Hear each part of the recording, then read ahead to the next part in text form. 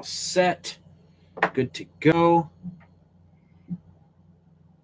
Sort of. Okay. Well, here we go. Larry's right. We need a bigger place. Who's Larry? I'm Larry. If you need a... All right. Here we go. It's about to be fucking time for Tua's debut.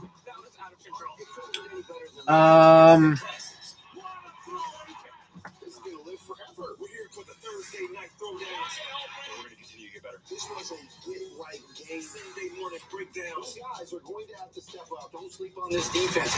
And all the inside lowdown. I got to be a part of that. I got to carry it 40 times. I'll do that. He is a star in this league. 14. He's got the skills. He's got the speed. Still going.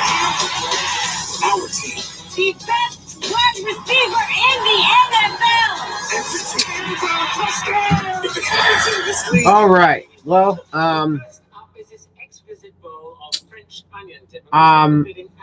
what's going on, man? I gotta apparently watch this on my phone because it's blacked out on Sunday Ticket, which is stupid because the game is not in my local network. It is a Los Angeles team that's playing, but they're playing in fucking Miami, so it should be available, but it's not, so I have to watch it on my phone. Such as it is. But it's all good. Yeah.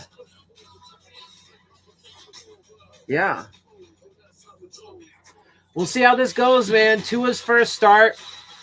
I mean, yeah. So I saw an article too, by the way, real quick, just to mention. I saw an article like a little bit before I came on here, and it was talking about how the Dolphins, part of their reason for getting Tua on the field right now is because they got to see what they have. They got to see what they have in Tua so they know if they have to take a quarterback high in next year's draft. Like, really, dude? Because look, there is a higher probability, unfortunately, for a number of different reasons, and it really doesn't necessarily even have anything to do with Tua himself. But there is a high probability that he is not successful, right? Because even Justin Herbert and Joe Burrow, while they might be playing well, they're not winning games, right? So if he doesn't play well and if he doesn't succeed, and then they decide they need to take a quarterback high in next year's draft, well, that's a disaster, and that's their own fault for not being able to even properly evaluate him because of the fucked up season, and also for putting him in a position to fail should that happen, right? Because there's no reason to throw him in the fire right now and whatnot. Like, and part of their argument for putting him in is that they know what they have in the dude, and he gives them the best chance to win. So it's just total bullshit. Like, every argument that they come out with is it's bullshit. Anyway, Dolphins will be getting the ball after the half because they start the game to kick. So Jared Goff and the Rams offense is coming out on the field. They will have the ball first.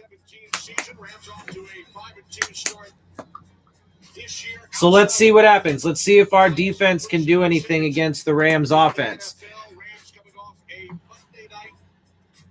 I mean, they got players, man. They got players. They're not exactly a fucking... What's going on, man? Yeah, let's see. It's 1st and 10 from the 20 line, and it looks like the Dolphins jumped.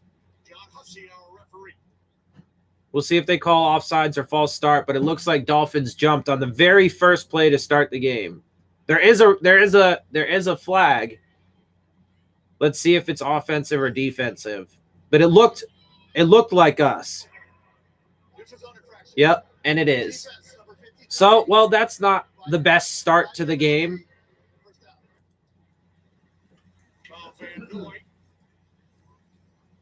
Check out the Rams offensive line. Whitworth, 4-time Pro Bowler at left tackle. And David Edwards, Kenny was receiving high praise from Sean McVay. He played right guard last year, but Sean said left guard is his spot. He's done a tremendous job for this offensive line in that run game. 1st and 5. All right, so 1st and 5.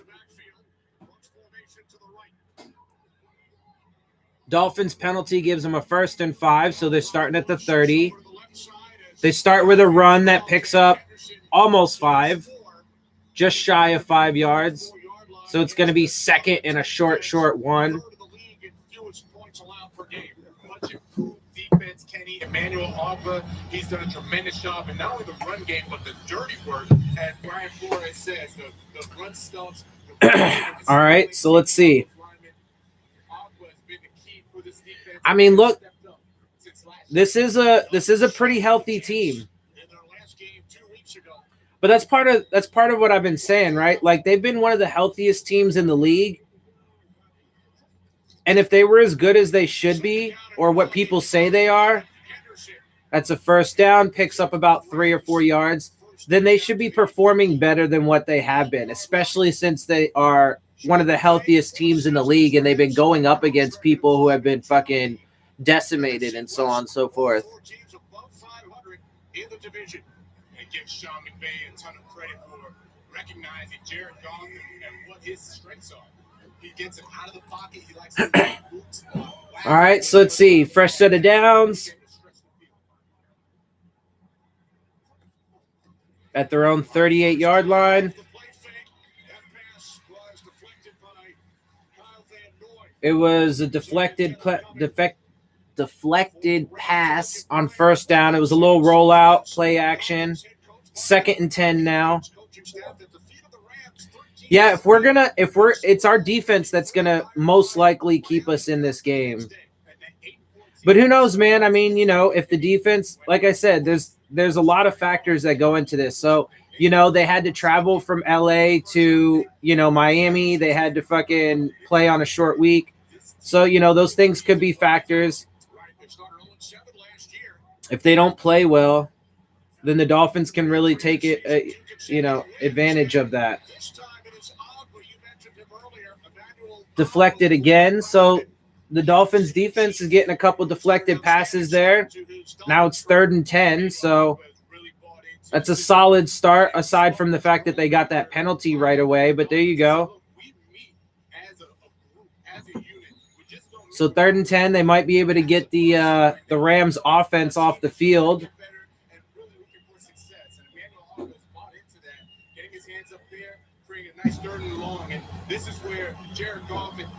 I mean, it's 3rd and 10, so they should be able to get a stop. I would hope so. If they let up a 1st down on 3rd and 10, that would be pretty disappointing.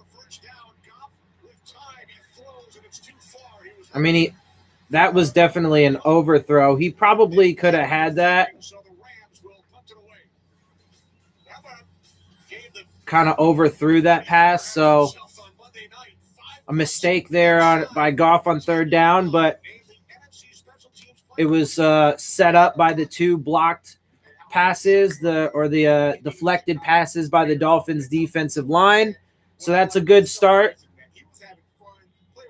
You can forgive the penalty after they, shut this down.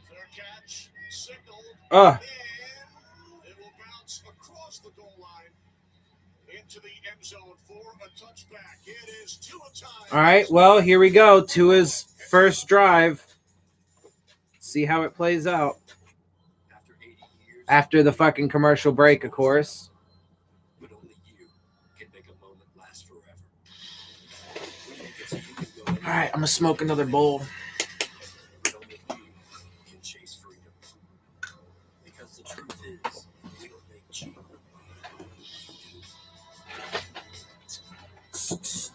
Get 0% financing for 72 months, plus no monthly payments for 90 days on select 2020 Jeep Grand Cherokee models.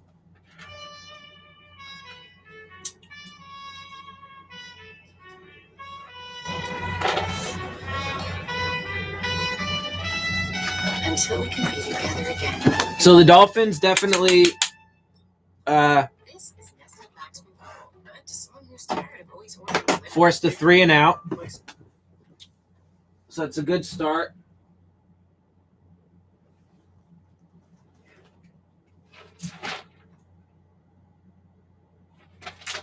What are you doing? What the fuck? I didn't say anything, you stupid piece of shit. Fucking hate when that happens. When like my phone or my computer will randomly like pull up the Google Assistant thing and I didn't fucking even ask for it. Whatevs. Yeah. Everybody will start making a bit. See, look, they're listening in on you. I don't care, dude. I don't give a shit. So the awe-inspiring WWE Thunderdome with an unhinged yet loyal Jey Uso now by his side. Universal Champion Roman Reigns looks to continue his dominance. It's an all-new Friday Night SmackDown, live at 8 Eastern, 7 Central. Professional wrestling is so dumb. You know what, though? It's actually funny. You know what's funny? I had this... I don't know if it was a dream. I think it was just a thought I had yesterday. I might have dreamt about it, though, last night, too. But anyway, I was going to say... I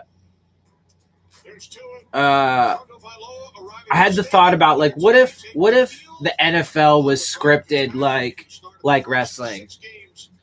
It would be so garbage. All right, well, let's see what happens. Here we go. He's about to take his very first snap. His very first snap as an official starter.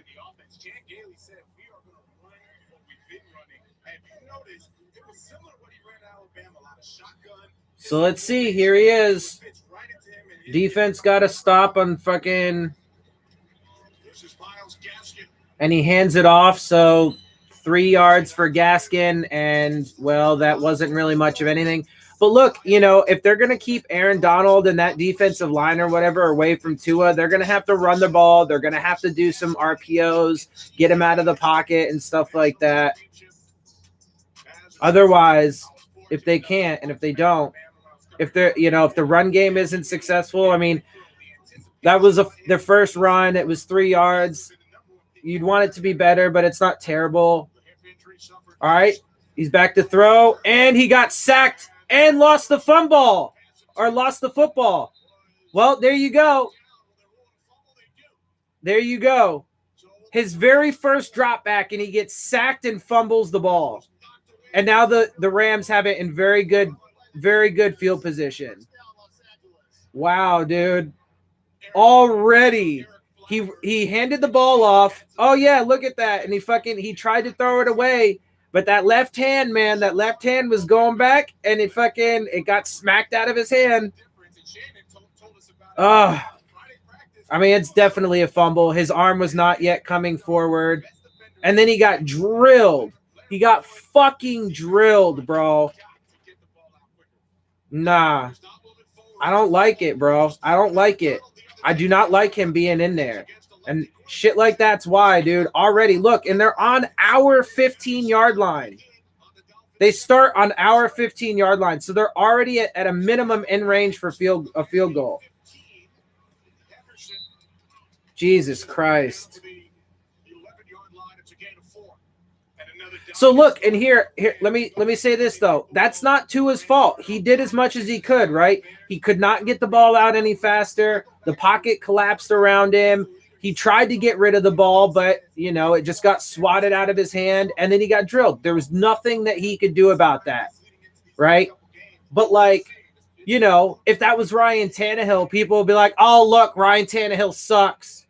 No, you got to fucking determine based on the situation. Anyway, it's 2nd and 6 from the Dolphins 11. Oi! And that's going to be a first down. Because they couldn't fucking... The initial contact came like a yard past the line of scrimmage, and then they just let the pile push for a first down. So it's going to be 1st and goal from the Dolphins' 4-yard line. Oh, good Lord. Well, we need to fucking hold them to a field goal, bro. They need to hold them to a field goal. Come on, man.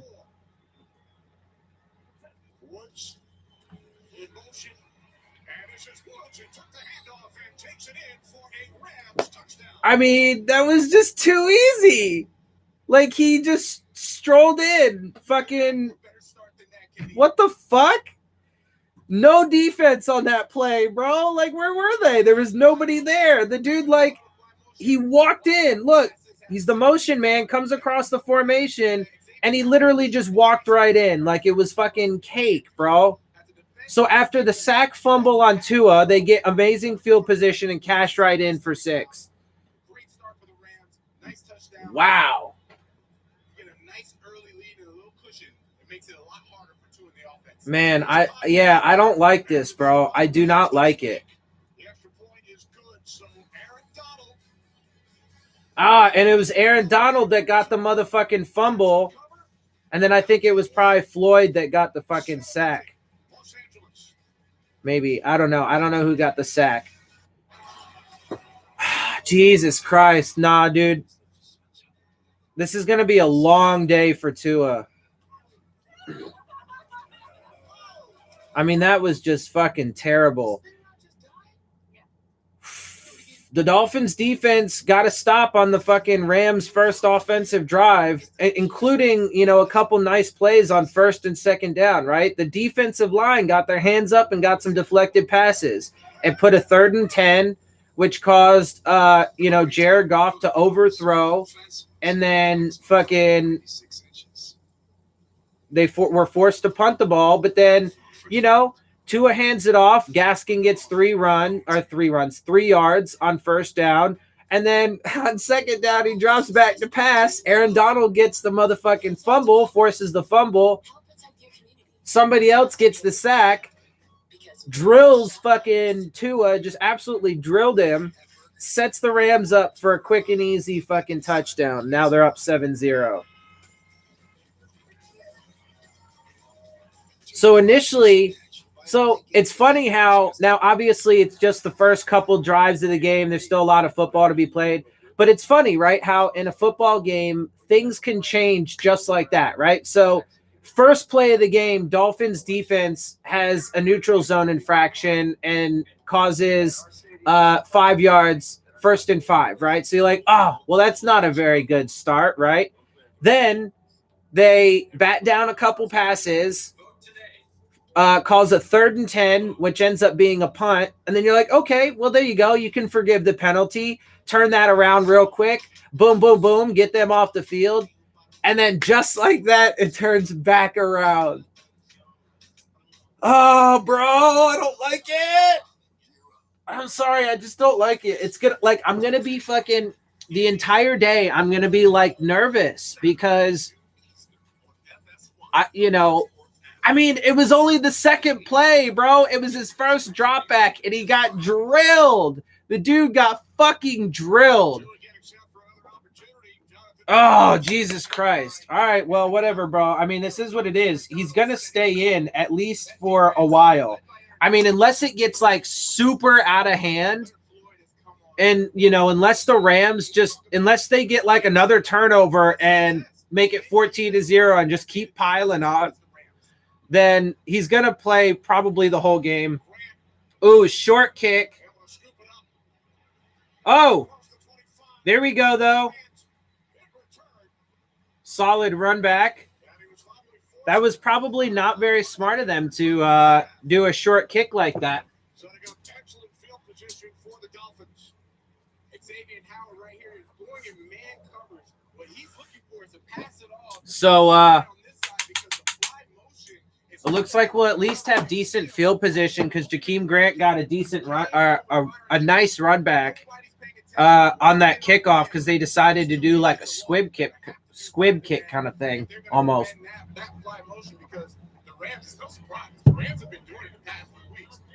All right, so we're already at midfield though, so let's see, can we do anything with it? Well, he hands the ball off, gets about another 3 or 4 yards.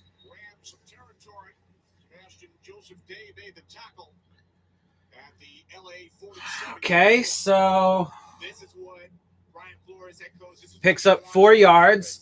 The run game is going to have to do better than that. They got 3 yards and 4 yards, so they're 3.5 yards so far. It's only been 2 plays, but they got to do better than that because Tua's not going to be able to drop back the entire game and win. I mean, he's not. He might be special and all that stuff, but he's not. It's not going to work that way. If If they become one-dimensional, it's a first down. For a Dolphins first down. That looks really familiar to his Alabama days. We call it a run. So that's good. I mean, it was a really quick slant pass. So really quick slant pass. And he puts it right in the sweet spot. Now you say, well, the ball's a little low. You don't know if his safety's going to come down there and make a play on it. Nah, he could have put that. He definitely could have put that better. He dives, gets an easy first down.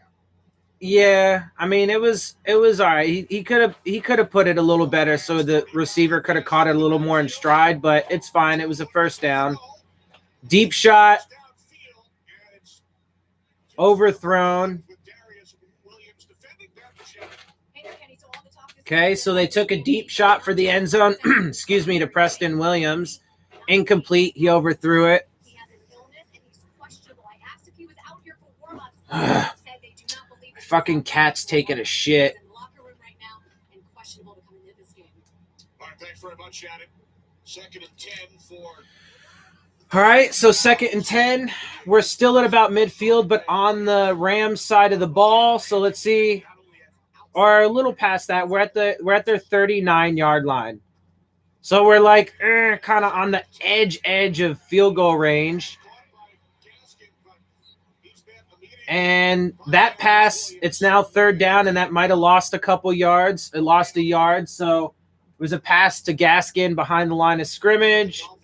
So it's a loss for 1. On the right side, who have played very well, Kenny. Solomon Kingley, they're saying he's not a rookie anymore. He's played 8 games, started every game. He's done a good job. All right. Miles Gaskin, as we talked about, tremendous improvement. Yeah, come on. Last year to this year, he's getting. All right, I'm sorry. I gotta fucking scoot my cat. Shit, I'll be back in like just a minute.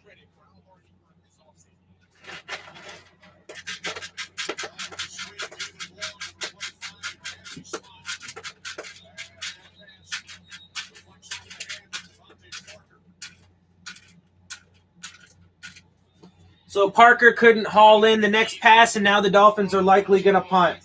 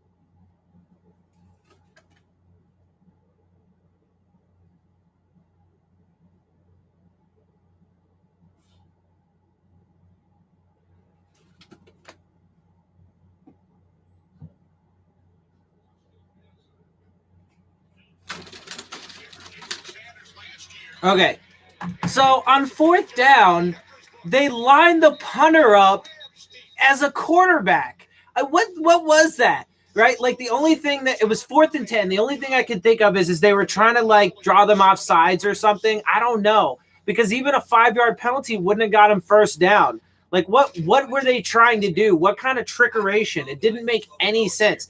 They put the punter in literally like he was a quarterback. They lined up for a play on 4th and 10, and Matt Hawk was in the quarterback. I don't know how else to explain it. It seems so weird. It's hard to understand. If you guys are watching the game, you know what I mean. But like, what the fuck was that? What were you doing? Like, what the fuck did? Anyway, so I mean, they're gonna have to fucking punt the ball. Definitely not. I mean, it's not going all that great so far. Let's see how the rest of the game plays out, but it's not a very good start so far, unfortunately. He's a pretty great cook. Yes, sometimes. Mom, she can game. Oh, we can help. Nintendo Switch for Mom. Powered power gets cooled down. They do the air fryer for steam. Rinse it.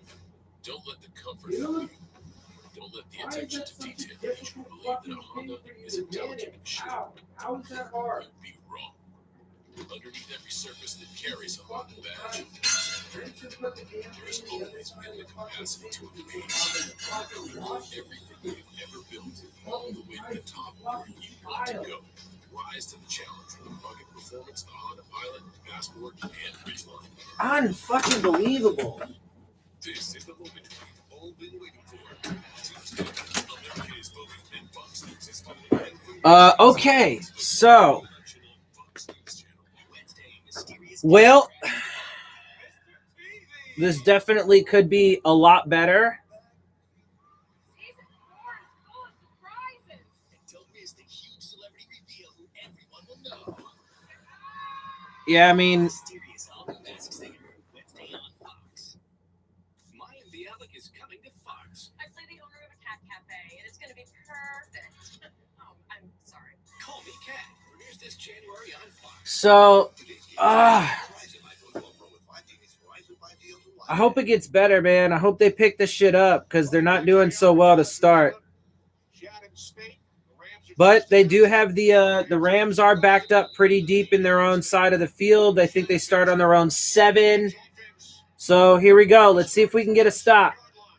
Or maybe a turnover even. Oi! Oh, come on! I mean, not if you're going to give up like a 20-yard run. Like, dude, come on. Especially because, like, I don't even know what happened to the center. I think it was the center. It was either, or no, it was their left guard just fucking whiffed.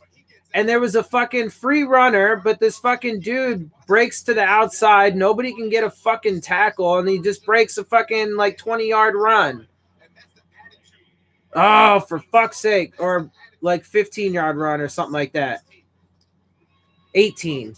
It was 18 yards. All right, well, that's going to be an incomplete pass on first down. There was some all right pressure coming in.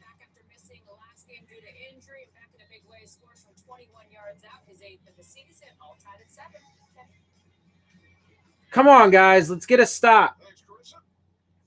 2nd and 10. 2nd and 10. Come on. I mean, this game is not – it hasn't started out great, but it's definitely not out of hand yet. I mean, they're only up by a score. It's 2nd and 10. They're on their own 25-yard line. So if it would have come out of the end zone, for example, that pass picks up like 2 yards. So now it's going to be like 3rd and 8. And we can get a stop. The offense isn't doing 3rd and 9. The offense isn't doing so well so far. It's actually been – I mean, just objectively, it's actually been kind of bad. But let's see what happens, man. Maybe they'll do better on their next drive. I mean, let's get a fucking stop, right? It's 3rd and 9. Come on. Let's get a stop. The defense has been playing solid so far, so well, not that time. That's a first. Okay, well, they just let up a 3rd and 9, so that's lovely.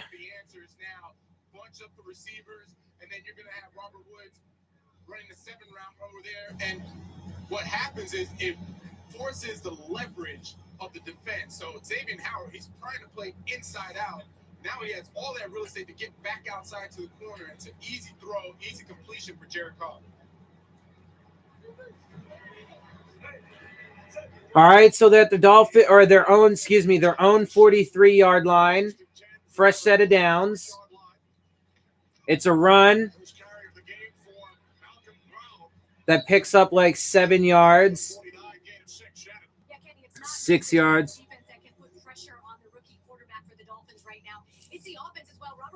Fuck, man, come on. We start fast. We put up scores. He's going to go out and feel the pressure to have to match us. That's what they're trying to do right now.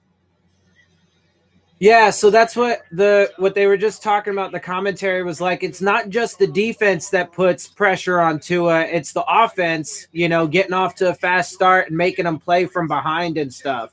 And if he's just got to drop back all day, dude, it's going to be a long day. Oh. Oh!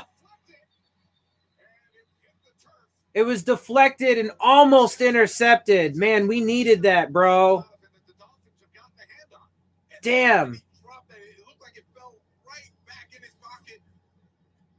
Van Ginkel almost had that, bro. He just couldn't squeeze it. He got a good deflection. Boom. Oh! Yeah, he did. He had it, bro. Like, he literally had it, and he was just like, ugh. Fuck, bro. All right, well, it's 3rd and 4, so let's see what happens. We almost got that shit, bro. Fuck. We needed that, man. I mean, that play could prove huge. Because if they convert this, go down and get a touchdown, and they run away with this game, oh, drop pass. So, I mean, that wasn't a defensive stop. They just dropped the ball. Whoever that was, Cup, was it Cup?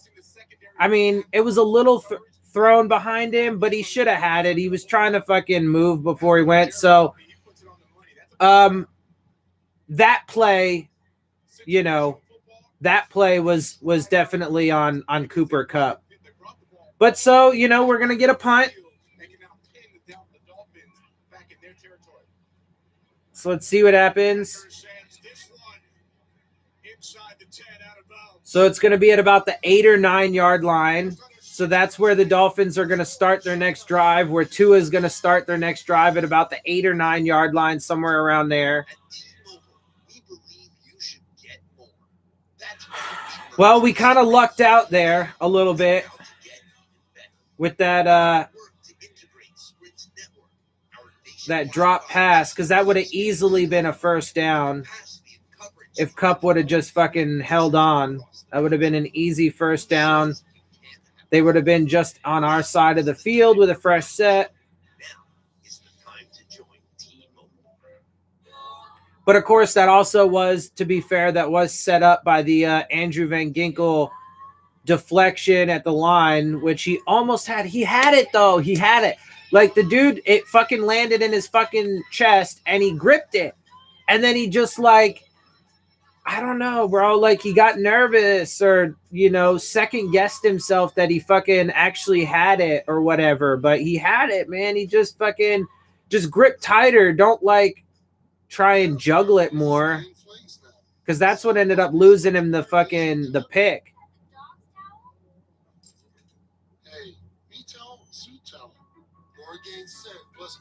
That totally should have been a pick. And then we would have been around midfield, just barely on their side of the field. We would have had great field position. So now we're starting at our own 8 or 9 yard line. Yeah, that's half the fun of a new house. Seeing what people left behind in the attic. Well, saving on homeowners insurance with Geico's help was pretty fun too. Tiny closer. They left a ton of stuff up here.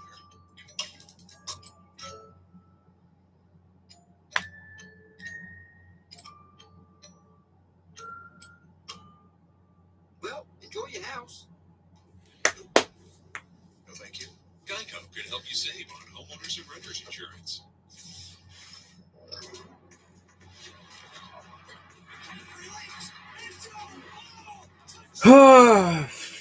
All right, let's see how this fucking drive goes, man. Hopefully it'll be better than their first two, because the first two were not very good. Obviously, the first one started with a three-yard run and then a sack fumble on Tua. And then the second drive, we started with really good field position because Jakeem Grant got a nice return and went fucking nowhere. All right, come on, baby. Let's see if we can get this drive going somewhere.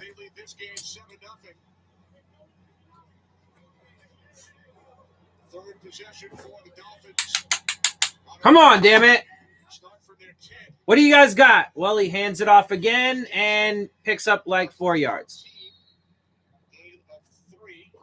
3 yards. I mean, they gotta maintain the run game, so it's gonna be hard to like get that frustrated with it, right? Because they have to. They cannot be one dimensional. If Tua ends up just having to drop back the whole day, it's gonna be a disaster. But I mean, they got to do better in the run game, though, for sure. But this is a tough defensive line. What's going on, man? So let's see. He's running, he's scrambling, and he couldn't find anybody, so he takes it for like 1 or 2 yards and gets hit in the process. So now it's 3rd and 5. Look, I mean, they had him scramble out to his left, and he couldn't find anything downfield because they have good coverage guys, right? They got Jalen Ramsey. I don't know who all their guys are, but their secondary is solid. They did just lose Burgess, so he's not in there. And then they got that defensive line, bro. So now 3rd and 5. Come on, you guys got to get a fucking conversion here. Pretty deep.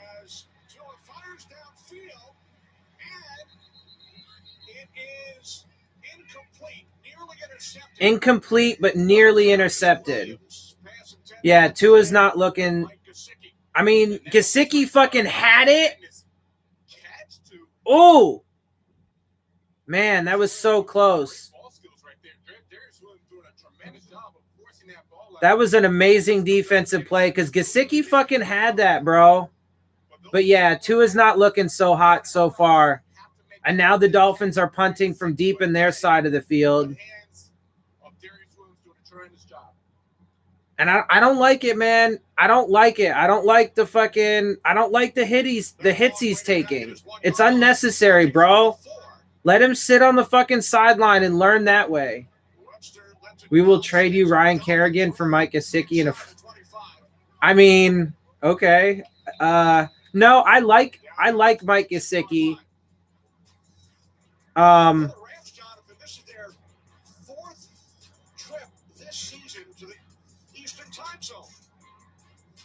I like Mike Gesicki.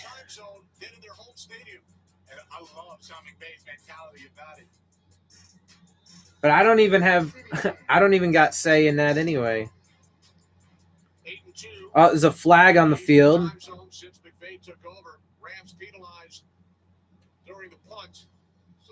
On the Rams. So they lost another 10 yards. It was a pretty good punt, too. I think they had them inside the 25. So now they'll probably be inside the 15. Yeah, so they're going to start on their own 12. So, I mean, they've been pinned deep again. Let's see if this Dolphins defense can get another stop, man. Come on.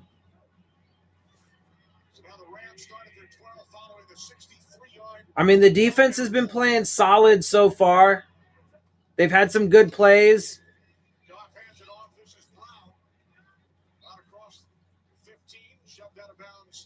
They've had some things that they definitely could have done better on, including that play. I mean, they could have had the ball carrier down earlier. Picks up like 4 or 5 yards. You had high hopes for Tua today, but he ain't looking so good.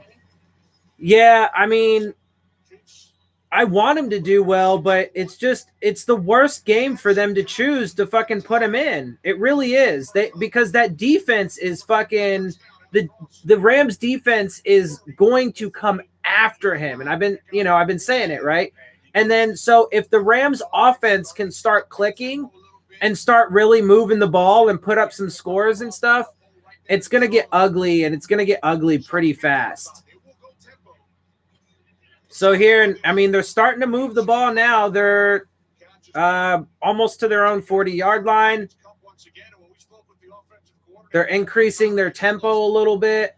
Almost the entire offense can be called at the line of scrimmage, and that's the beauty of their tempo. So let's see what happens. Not just this year, and they leave the defense was under pressure. The pass is picked off. He was looking for Cooper Kupp. Christian Wilkins comes up.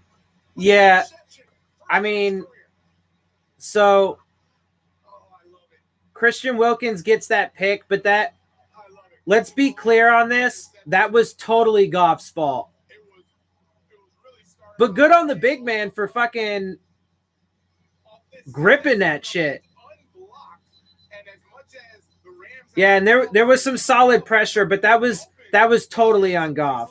Like, come on, bro.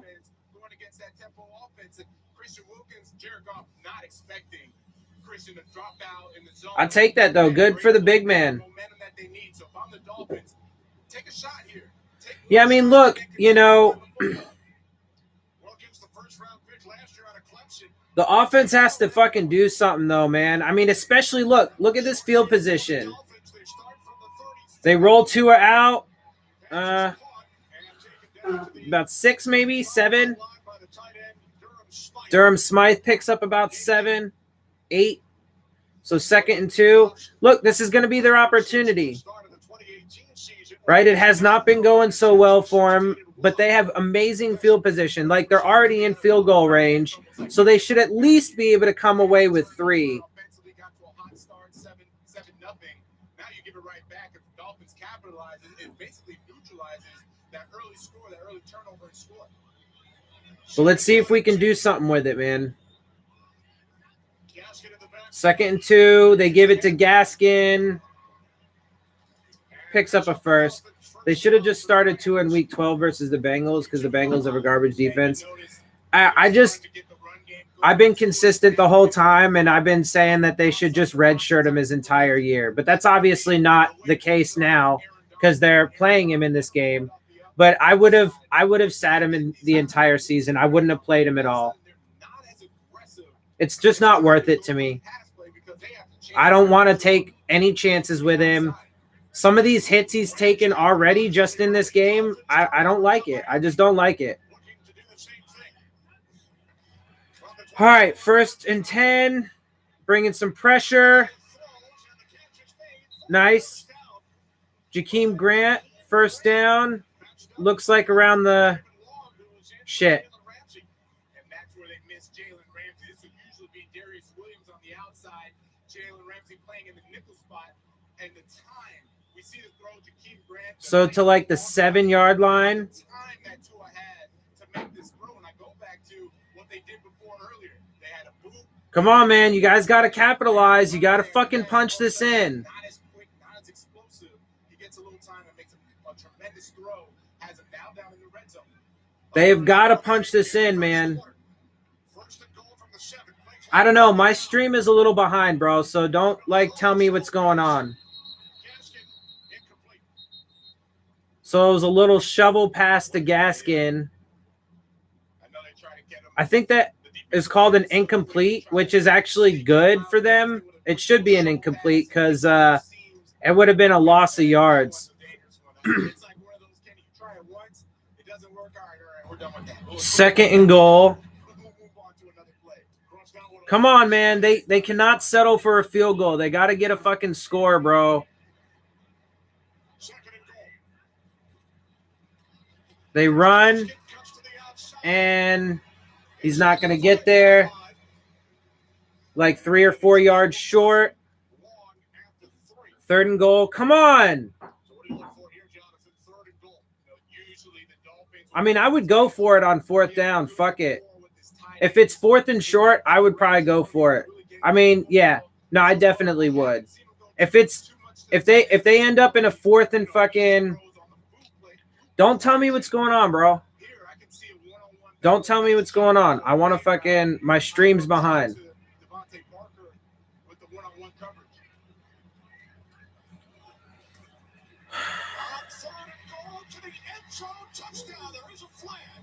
So touchdown, but there's a flag. To Parker. Let's see what the flag is. I mean, it came from the defensive pass interference. Well, good. They were able to capitalize on the short field. It was super short field.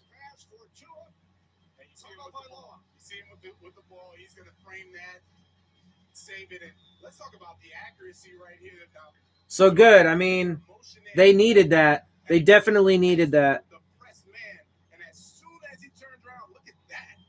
Wow. Great concentration. He takes the hit.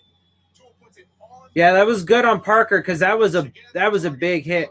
Although I don't know that I would have really called that pass interference. I get why they did, but I mean, if you're being honest, when you look at the replay, like the defender was just there. Like he was just standing there. So like Parker ran into him. I mean, that's what I just saw in the replay. I'll look at it more again later, but all right, 7-7. There you go. That's the first quarter, so now it's tied. So that's all right. It hasn't been a great game. It hasn't been a great start. The defense has been playing pretty well. The offense hasn't played all that great, but they had a short field there and they were able to capitalize on it. And so that's, you definitely want to see that. And if they're going to have a chance in this game, they got to be able to do that. So it hasn't been great, but it's, you know, they're still in it at least. So there's that.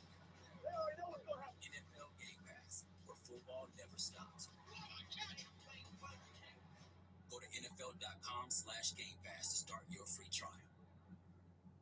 All new, I can see your voice after the match. Hey Neil, with 3% cash back at drugstores with Chase Freedom Unlimited, you can now earn even more. I got this great shampoo you should try.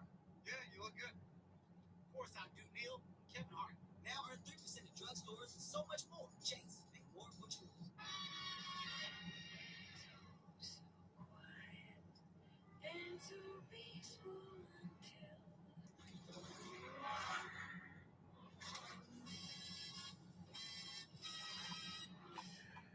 Let's have a water this round, please.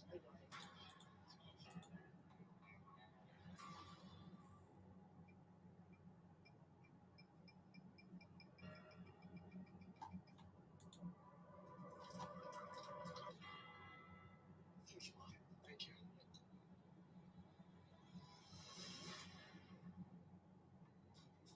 Stay hydrated. Is that his full first name? Tua Nigamanwolepola? Is that really his full first name? That's an intense first name, bro. I know why they call him Tua now. Jesus. Ravens left tackle Ronley's pounding the grass. Cart's coming out. They just paid him. Yeah, I mean, dude, I've been saying it. The injuries are just absurd. The injuries are absolutely absurd. Oh, and I saw an article the other day. I didn't read it, but the headline was like something like, I didn't read the full thing. I read like maybe the first paragraph or something, but it said like the article was like, oh, we know the reason why there are so many injuries. And they're like, because there's a fucked up offseason. And it's in large part because of soft tissue injuries due to the fucked up offseason. And I'm like, yeah, no shit. Because you guys insisted on playing a season with no offseason, no proper offseason, because all you care about is making sure that you have the games on so you can rake in fucking billions of dollars. Yeah, no fucking kidding. Like, obviously. He threw 87 touchdown passes in 3 seasons. But they say it like the article was saying it like it's some sort of revelation after the fact. No, like everybody knew it was going to happen and they just didn't care. Christian got the better of Alabama that game. And look at them best of friends, the first one to congratulate. All right, so I always watch how good of a player they are off the field, and you can tell that he rallies his team because all the defensive guys are coming to congratulate him. we're still in it, so that's good. And we do get the ball after half. And the defense has been playing well so far. That was a really short kick.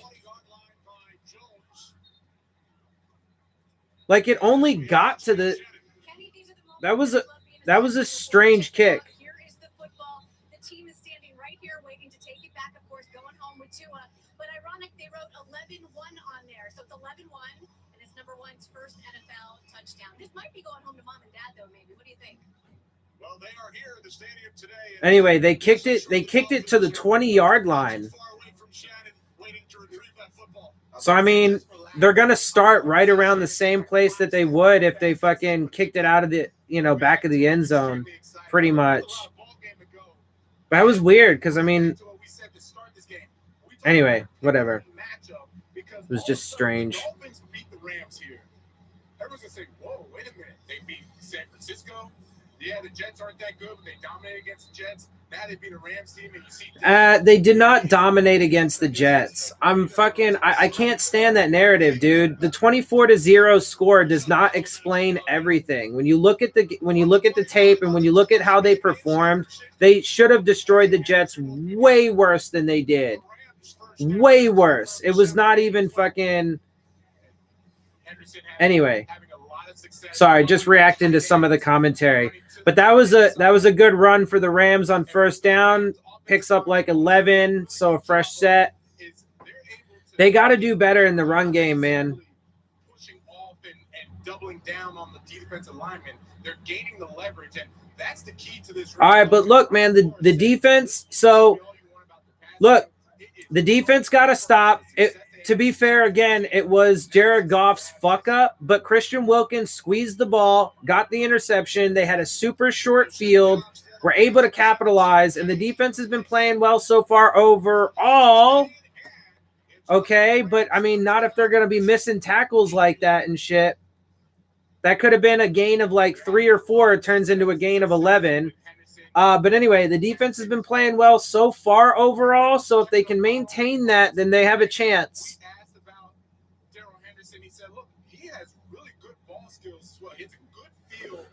Let's see what happens. Come on, man.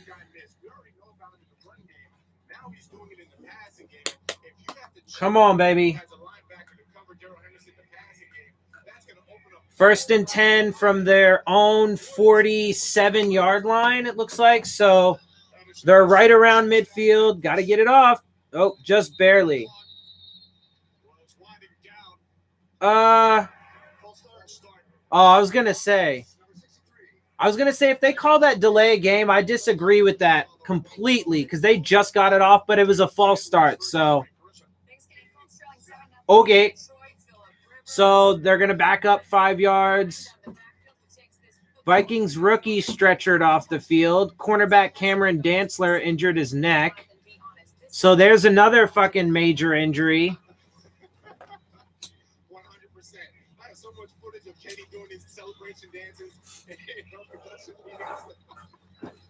All right, first and 15. And they pick up the entire thing and more.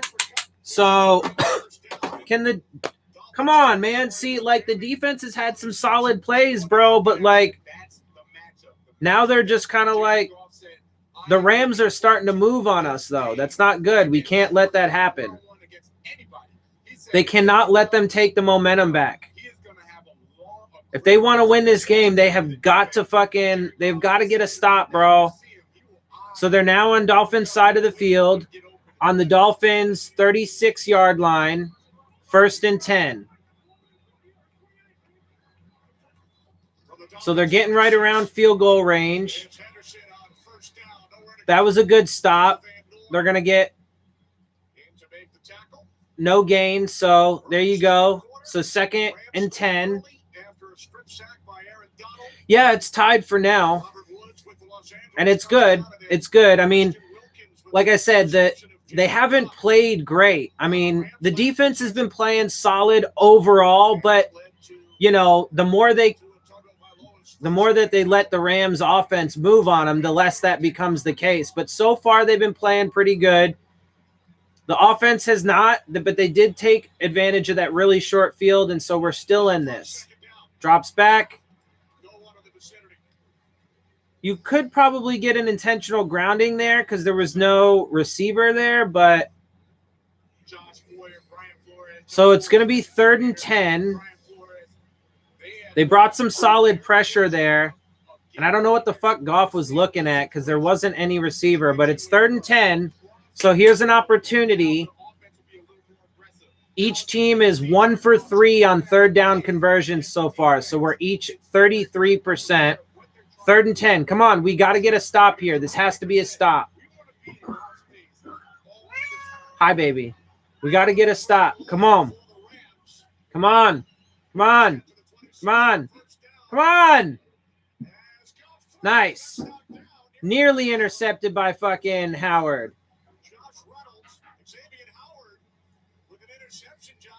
Ah, man. I mean, he should have had that. Come on, bro.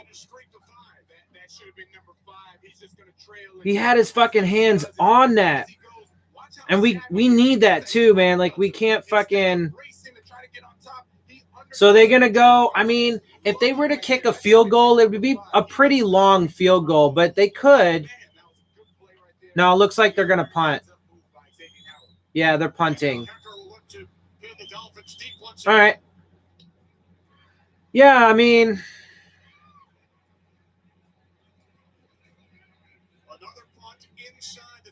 So we're going to start at like our own 3-yard line, 2-yard line. That's scary.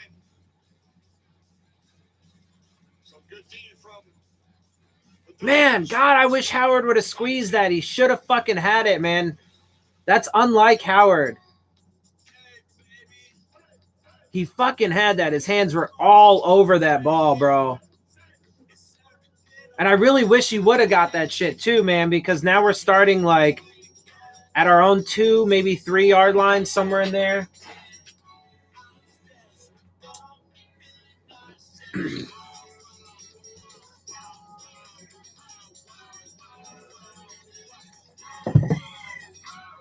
All right, you know what? This is missed audio. I need to... Got a quick commercial break. I need to drink my detox for the day. God damn it.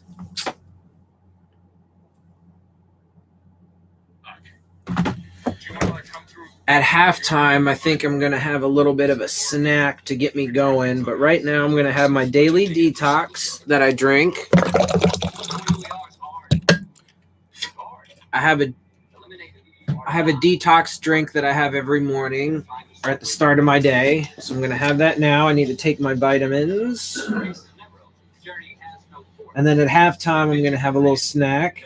I don't generally eat much in the early parts of the day. I eat most of my food in the later parts because I just don't have much of an appetite at the beginning of the day, you know?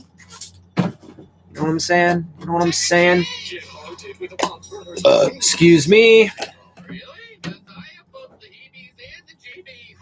I have both the heebies and the jeebies. Ha! Hey Siri, show me football scores. Yo, I've been playing Pikmin 3 on my Nintendo Switch. That game's dope. First day of November, Dolphins and Rams. 5-7. All right, let's see how this goes, man. They are backed up. Okay, so our own 3-yard line. They need to get out of their own fucking end zone here, man. It's a run. Oh, he fumbled the ball. Oh, my fucking God. Oh, my God, and the Rams got it. Gaskin got drilled and lost the fucking ball. Oh, my God, dude. And now they're going to be fucking super short field. Oh, my God, dude. God fucking damn it. Look at Taylor Rapp. Man, we used to call that put your face in the fan. Taylor Rapp put his face right on the ball. God damn it. A mile away. That was a pop, man. That was a big-time hit. Big league hit right there. Taylor Rapp. Troy Hill gets him from the side, but it was Taylor Rapp that put his face on that football. Another huge momentum change. Momentum shift right now. I mean, if they don't get a touchdown, they're obviously well within field goal range, so they should absolutely come away with fucking 3. But, I mean, we got to hold them, dude. We got to fucking hold them. That was a good hit.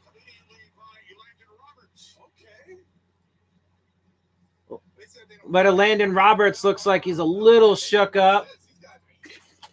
But that's a loss of like 2. So that was a good play on first down.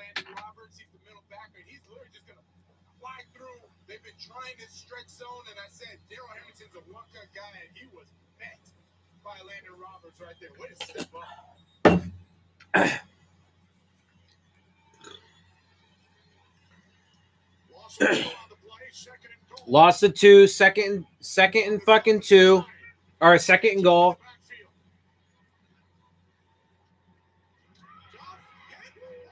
Nice. There you go. Hell yeah. Come on, baby. There we go. Man, this game has been wild, bro. They put the score up on the wrong side, though. Kenny, these Dolphins are for real. They are for real. They have an answer for this empty package. They are literally going to run the Rams out of this empty package because it is not working. Emmanuel Arthur right here coming off the edge. And the funny thing is, This defense, there you go. That's what I'm talking about. I mean, to be fair, though, the fucking, who was that? Henderson, I think, the running back. He did not even fucking chip Agba. So to be fair there, he let a fucking free runner. That's awesome on the Dolphins defense. Absolutely. But you have to put that in full context. If that would not have, because you look at that, right? Jared Goff was winding up to pass. So if Henderson would have at least chipped Emmanuel Agba and like bumped him and prevented him from being able to just have a free run at Goff, he would have thrown the ball, and it likely would not have ended in a Dolphins touchdown. So let's be fair. But the Dolphins got the fucking strip sack. Agba gets in there because he had a free run at the fucking quarterback, which I don't know what Henderson was thinking. I mean, I know he's got to go out for his route, but at least fucking you don't just let a free runner come in like that. But okay, whatever. I'll take it, right? So free run, strip sack, and then Van Ginkel scoops that shit and runs it the rest of the way for a fucking touchdown. So look, man, these games can bounce in all sorts of fucking ways. As it stands right now, the turnover battle is actually even, I think, right? Or does that put us up 1? There's actually been a lot of turnovers so far. That might put us up by 1 turnover. In any event, we got the lucky bounce, though, as well. There was a little bit of a lucky bounce right into Ginkel's hands. Although, to be fair, there were also like 4 Dolphins players around there at that point, so somebody was going to pick it up. Frustrated that your clothes get damaged when you wash them and they just don't look the same? Well, now there's a solution with Downy Defy Damage. Downy Defy Damage protects your clothes from the stretching, fading, and fuzzing that happens throughout the wash process. Protect your clothes with Downy Defy Damage. Tired of one-topping pizza deals?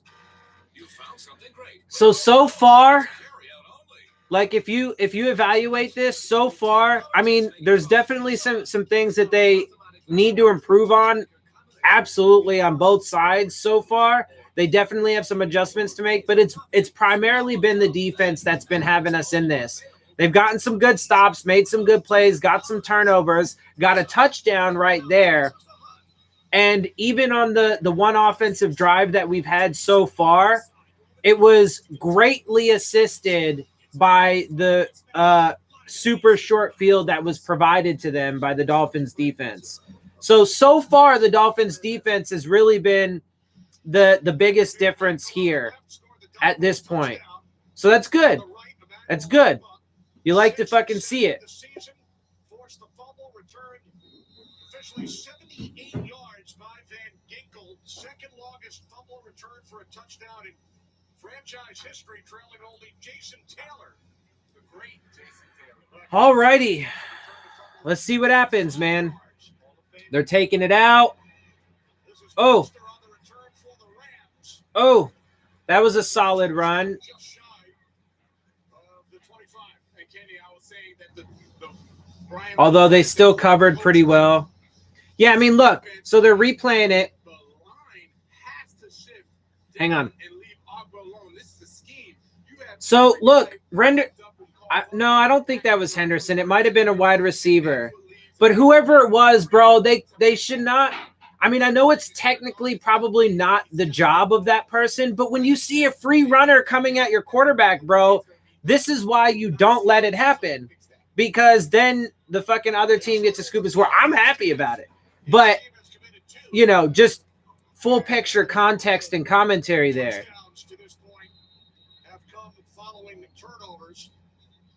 Rams call a timeout because they were about to get a fucking delay a game.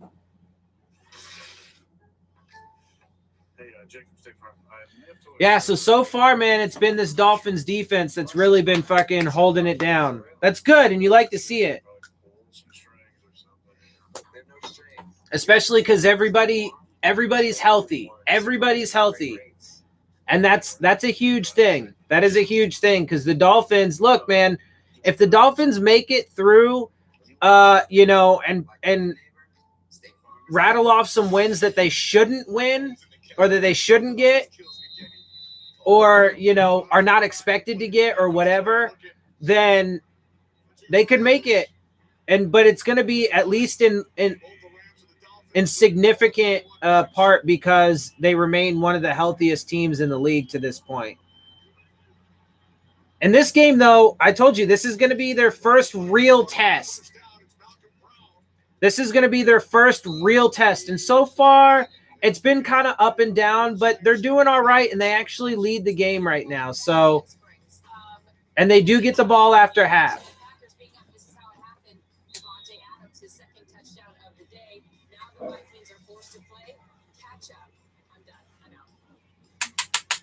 That's it. Thanks, Carissa.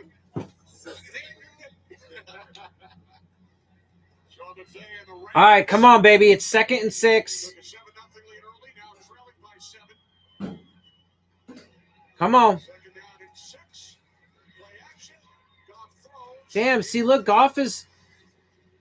That was definitely off target, bro. Like, that should have been a completion, picked up at least 4 yards, if not the first down after the catch. But, like, the motherfucker missed him. He's getting very aggressive in the first play. 3rd and 6. And then he's having his secondary backup. Not only do they back up. I mean, he totally should have had that. There have definitely been some mistakes on this Rams team as well. So that is part of the context, although not so far to this point, not a major factor. The Dolphins defense has definitely been playing well. Deep shot.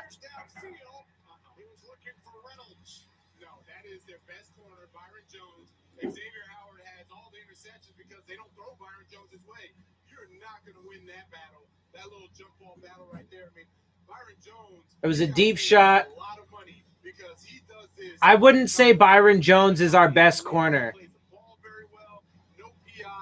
No, that definitely should have been a pass interference.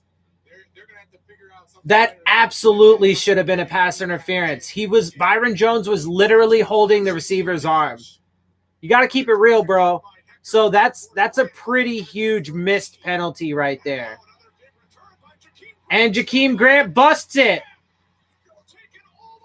There you go.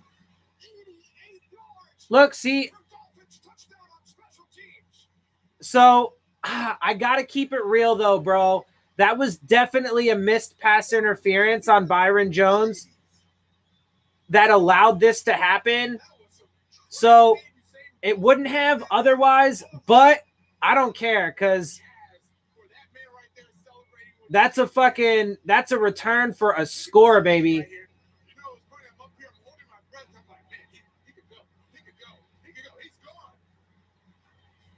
Okay.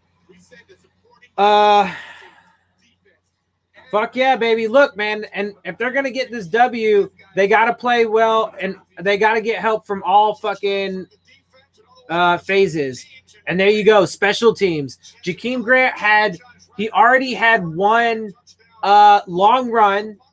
They weren't able to do anything with that good field position. They ended up punting after that drive, but broke that one for a fucking touchdown, 21-7. Longest punt return in franchise history. Numerous records set by Jakeem Grant. But yeah, so I was just saying, because the commentator was talking about how Byron Jones is our best corner. That's not, and then they went to say that Xavier Howard has all the interceptions because they don't throw to Byron Jones. That's not totally accurate. Byron Jones is a good cover corner. That's absolutely true. And that's why we paid him, right? And you hope that he does that. But he doesn't get turnovers, right? Xavier Howard has all those interceptions and almost had another one here in this game because he actually has fucking ball skills and he can actually get that shit. The one that he almost had, like, that was not Xavier Howard like, right? He had his hands right on the ball and normally grabs that and normally brings that down. So that should have been a Dolphins interception and another Xavier Howard pick. Xavier Howard is our best corner. Byron Jones is our second best corner. The reason why is because the dude doesn't have ball skills. At least that's what he's proven so far in his career, right? And to be fair, to be completely fair, on that last play where he got the defensive stop on the replay, it 100% he was holding the receiver's arm. It was clear as day. 100% should have been a pass interference, but they didn't call it. And then, Jakeem Grant breaks his long fucking the long touchdown. Now we're up 21-0, and the Dolphins get the ball after half. So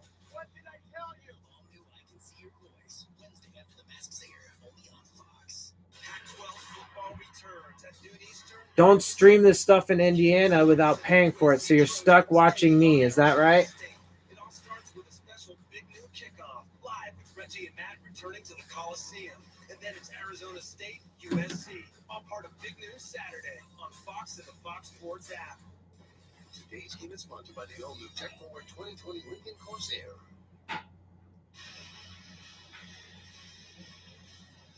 Jakeem Grant celebrating with Christian Wilkins, All right. who had an interception earlier for the Dolphins in the span of a minute. All right. So, A 78-yard fumble, I mean, there's a lot to unpack there. and then an 88-yard punt return. But let's be clear though, to this point, the offense hasn't shown anything. Okay, so look, the Dolphins at this point, right? There's a flag on the Dolphins because the kickoff went out of bounds.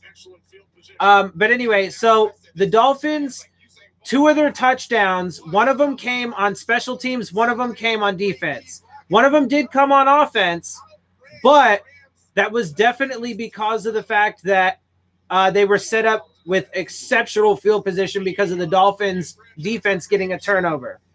They capitalized, and that's great. But so just the reason why I say that is because if the Dolphins do win this game,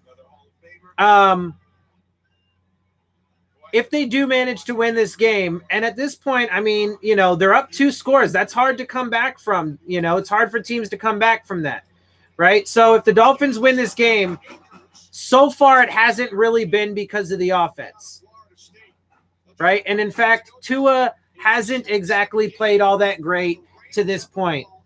But it doesn't matter to this point. All right, so let's see what we can do, man. There's 8:15 left in the half. We get the ball after half. Let's see if we can stop them from getting more points. They're at midfield. I mean, if we can hold them even to a field goal would be solid.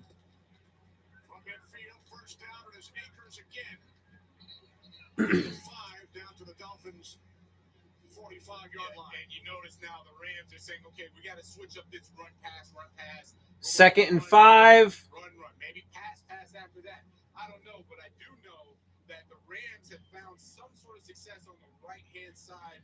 Okay, dude. Right side, the defensive left side. I mean, you can call it moaning if you want. And maybe he will be great, but he hasn't played all that great so far in this game. We're up 21-0 because of a defensive and special team score. So, okay. I mean, I hope he's great, but he hasn't He hasn't done much of anything yet, so we'll see. So it's going to be, they call a first down, so they just got a first down on that run. You have fun, brother. You have fun.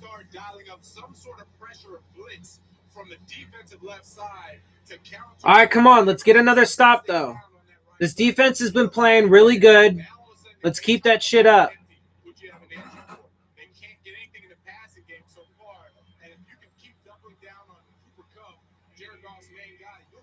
So they're at the 40-yard line, fresh set of downs. Oi. There was some decent pressure, but Goff did get it off to Woods, picks up about 8 or 9. Woo! There's the interception by Wilkins, right? And then also, yeah, so with that Christian Wilkins interception, again, good for the big man to squeeze that shit. Dolphins defense. 2nd and 2. So apparently they're having an issue with the chains, so they've stopped the game. That's the first time in my whole NFL career we talked about. That's interesting. Administrative issue. I've never heard that before. It sounds like it's a fill out some paperwork. Their chains broke or something. That's interesting. This fucking broke. I guess. I mean, okay. Weird. So 2nd and 2. Good on the big man, but that was definitely Jared Goff's mistake, right? So Jared Goff threw that right into his fucking belly. Although I gotta say, good on him because he's got better hands than Byron Jones does. So, but Byron Jones is a shutdown corner, so he's pretty good at that. He did have a pass interference that they should have called on him on that last play that he made, but you know, it is what it is. The Dolphins are winning right now. Yes, they've gotten a lot of pressure, created turnovers, scored a touchdown, but the Rams are finding some success in the run game to the right side. They've calmed All right, so let's see. by doing the run game. Oi! Rush pass is bobbled and then caught by Tyler Higbee. Short game. So gain of maybe like a yard on first down. I mean, the Dolphins are bringing heat, bro. Like, they keep blitzing this motherfucker, which is good. They do need to bring that fucking heat.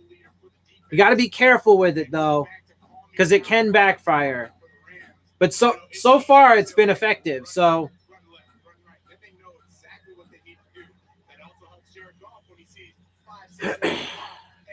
all right, so they're inside the Dolphins' 30. They're in field goal range.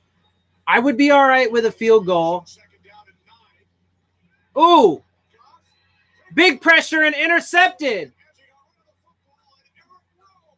Fuck yeah. All right, so we're definitely winning the turnover battle now. If we weren't before. Yeah, that was great. That was good pressure. That was good pressure on Goff. Forced the fucking, it even got, Baker even got his hand on Goff's arm as he was fucking, so it caused the throw to be off target and errant, which allowed Eric Rowe to get that fucking interception. Oh yeah, see, Bake hits his arm. Hell yeah. If Baker didn't hit him, that still likely would have been a first down because it would have been on target, but all right, now let's see what we can do with it, baby. Come on. Preston Williams just dropped it. Incomplete. More than twice as many plays as the Dolphins have. 37-18, but it's the Dolphins who have a 2-touchdown lead, and they get the ball back. Yeah, I mean, they have a 2-touchdown lead because of a defensive score and a special teams score. That's why the Rams have twice as many plays, more than twice as many plays, but the Dolphins are up 2 touchdowns. That's what I'm saying, right? So that's what the commentary was just talking about, and that's the reason why. Okay, that was a solid run on second down for 6 yards, it looked like. 6 yards, so it's going to be third and short. Let's keep this going, man. Let's not punt the ball. 3rd and 5. Let's not punt the ball.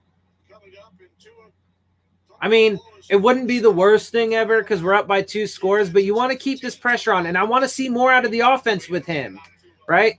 I mean, I don't like him on the field, but if he's going to be on the field, I want to, I want to see more out of him, right? Like, because so far he hasn't really played all that great. Look, see, and with that pass, that was off a little bit, right? He just dropped another pass, but I would actually say that could have something to do on that throw. That could have had something to do with the fact that Tua's left-handed, right? Because the angle of the delivery is totally different, and it just looked like it, right? I don't know. To me, I could be wrong, but it looked like, they still got to get some fucking time together, and they still need to get used to each other, right? Which is nobody's fault. Nobody's fault. It's just the way it is. But that's also part of the reason why, I didn't want him playing in the game because, Oh, yeah, look at that, bro. There's a 60-degree difference. Wait, how is it 140 on the Rams sideline? Am I seeing that right? Bruh. Did that shit say 140? Because it said like 80 on the Dolphins sideline. Yo, that's wild. Nah. They should not even be, if that's the case, bro, they shouldn't even be playing. That is too hot. You're going to get fucking people hurt.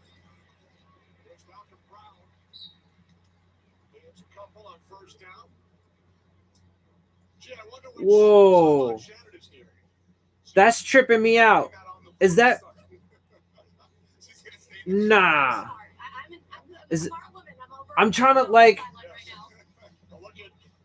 I would say that's not even possible, but I mean, Death Valley hit a record of over 130 degrees this summer. So, and Florida gets fucking hot and humid as fuck. So, but that's, wow, deep shot, overthrow. I mean, there was definitely pressure coming in, but Goff could have had that, bro. Off target. So, again, it hasn't been a major factor, but Goff has been kind of off. There were some throws he definitely could have made that he didn't. But again, not the biggest factor. The Dolphins' defense is definitely, because even on that one, right? So, like, he could have made that throw, but there was pressure coming in on him. So it's 3rd and 8. Let's see if they can get a stop. There's 3 minutes left to go in the half.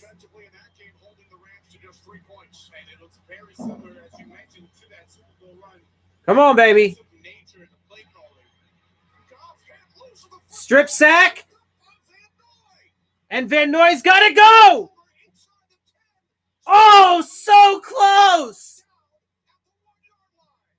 1 yard line. But see, look, man, it's all the fucking, even if the Dolphins get another touchdown on offense here, it's not the offense, right? Like, I mean, yes, they're going to put the cap on it, but it's the defense that's fucking, and look, I like to see it, bro, because, and I'm not a big fan of the big name free agents, but the Dolphins have stayed healthy, and all of these guys that they brought in have stayed healthy for the most part. I mean, Landon Roberts and Van Noy, they've had some things going on, but, they're playing, right? Xavier Howard's had a little bit of stuff. Byron Jones had some stuff, but for the most part, everybody's healthy. And, I mean, all those guys are actually playing, and they are starting to step up. And, look, I was saying they're fucking I don't want them to. I don't want the. I don't like the big name free agents. So there's a flag, but Gaskin is in.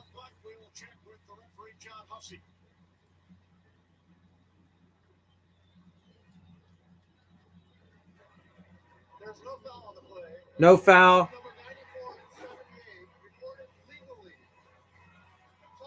So touchdown. So 28. So look, man, I did say, right, there is definitely some possibility that the Dolphins run away with this. And so far they are. Primarily off the Dolphins defense. The Dolphins defense so far has done that's the biggest factor in this game. The Dolphins defense is number one, which is awesome. You love to see that because, again, as I was just saying, these fucking high-priced free agents, man, I don't like it. But so far, but to this point, they started off kind of rough in the beginning of the season. But at this point, now that they've gotten some more time together, and also in large part because they've been playing teams that have been, beat up. The Jets aren't a very good team to begin with, et cetera, et cetera. But they're coming together. They're starting to gel, especially as they have guys healthy. And these guys that were paid big money are stepping up, and you like to see that. So that's the number one factor is the Dolphins defense. Then I would say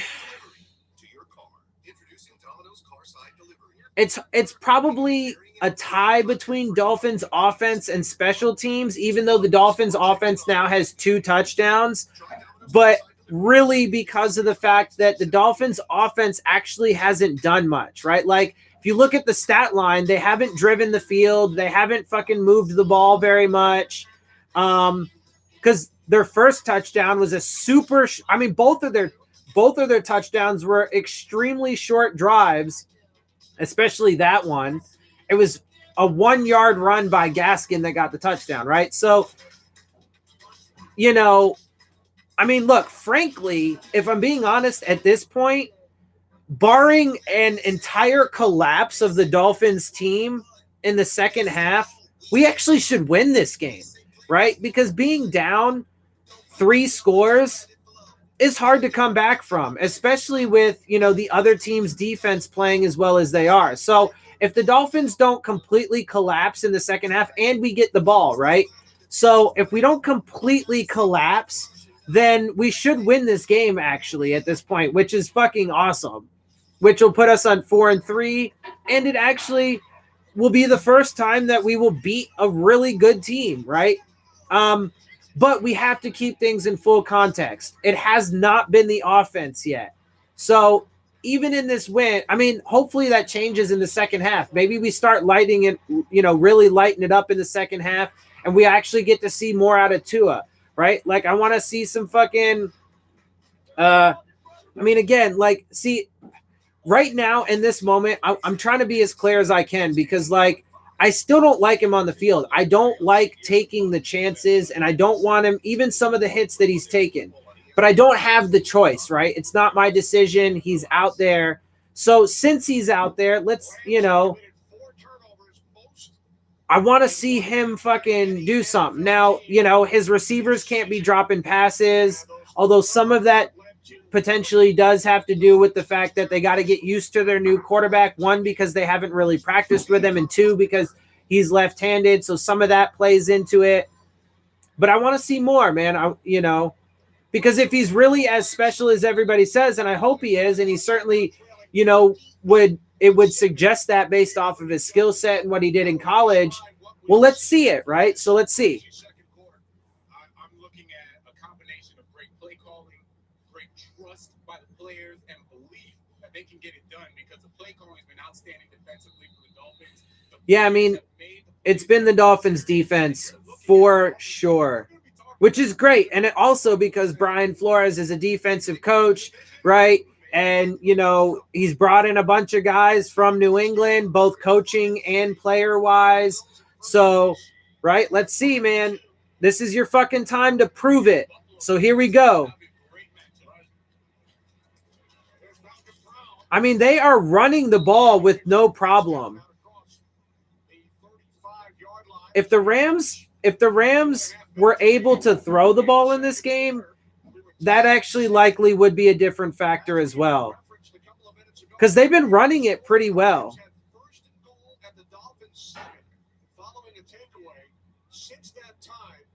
3 Miami touchdowns, 1 on special teams, 1 from their defense, and the other from the 1-yard line. And through the most recent. Alrighty. Here we go again. Let's see if we're able to stop them. Throws near side. Nice. Make the catch. Needed defense. Bobble, which gave Needham an opportunity to make a play on the ball, caused an incompletion. Defensive coordinator. Number 21. Oh, 15-yard penalty. Automatic.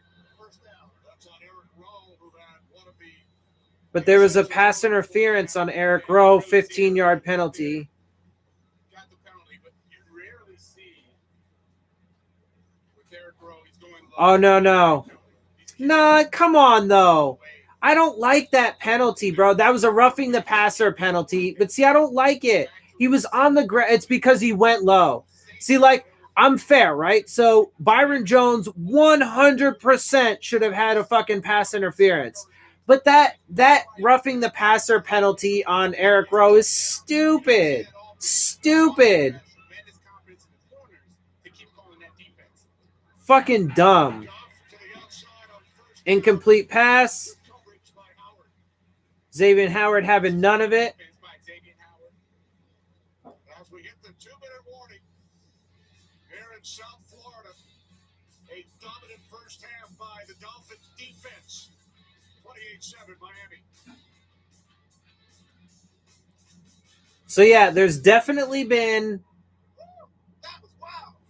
there's definitely been some mistakes by the Rams offense and a couple penalties now.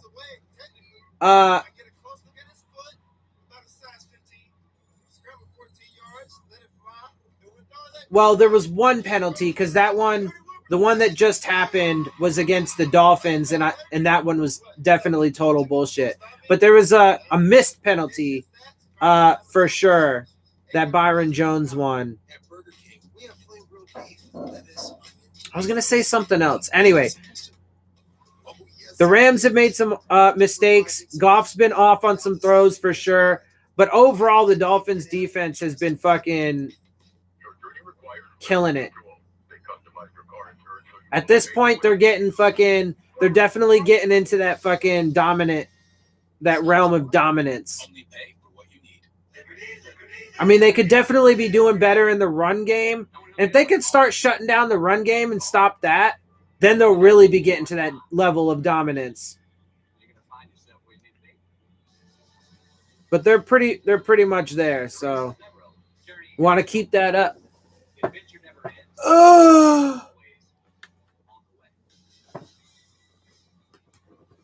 Well, it's a fascinating turn of events. Definitely not what you would expect. But again, I mean, like I said, there is some possibility that the Dolphins run away with this. And so far, they're doing that. Now, let's see if they can keep it up throughout the second half. Verizon 5G is here with the coverage of 5G nationwide and in But they have definitely put themselves in an opportunity to fucking control this game. the fastest 5G. The Dolphins defense is fucking, The Chiefs' Byron Pringle like I said, that is the racing out of his own end zone. He cut between the biggest factor in this game. and Nigel Bradham on his way to a 102. With the Dolphins offense and the Dolphins special teams as the second biggest factor, tied for second biggest factor, because the offense hasn't shown much yet, but they do have the 2 touchdowns. Howie, Michael, and Tony. Packers seeking their 4th straight win against the Vikings. Showdown of the AFC. Dolphins have scored. All right, 2nd and 10. Let's see what we can do. Come on, let's get more stoppage. Rams with 2 timeouts remaining. There is a flag. There's a flag. That was a pickup of like 6. 43. It's a hold against the Rams. Hold against the Rams. So they're going to back up 10 yards. Offense, number 34. 10-yard penalty. 10-yard penalty. Second down. So it's going to be 2nd and 20. And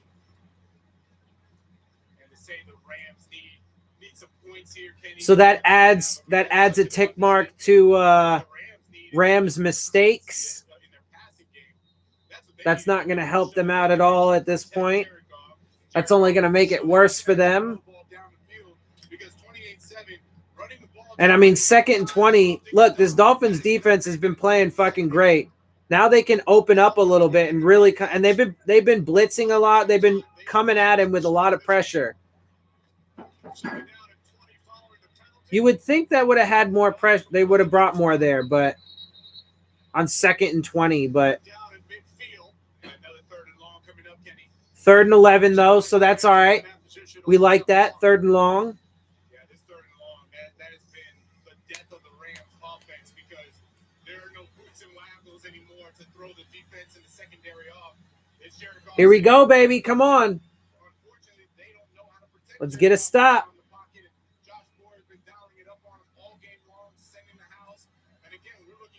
Yeah, they've been bringing a lot of blitzes and stuff.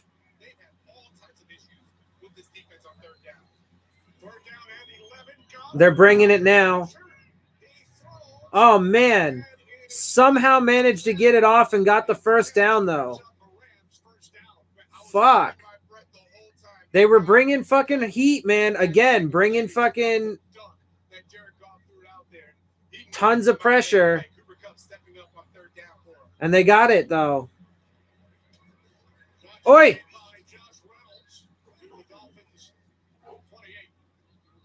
Okay, so it's going to be 2nd and 1. There's 40 seconds, under 40 seconds left.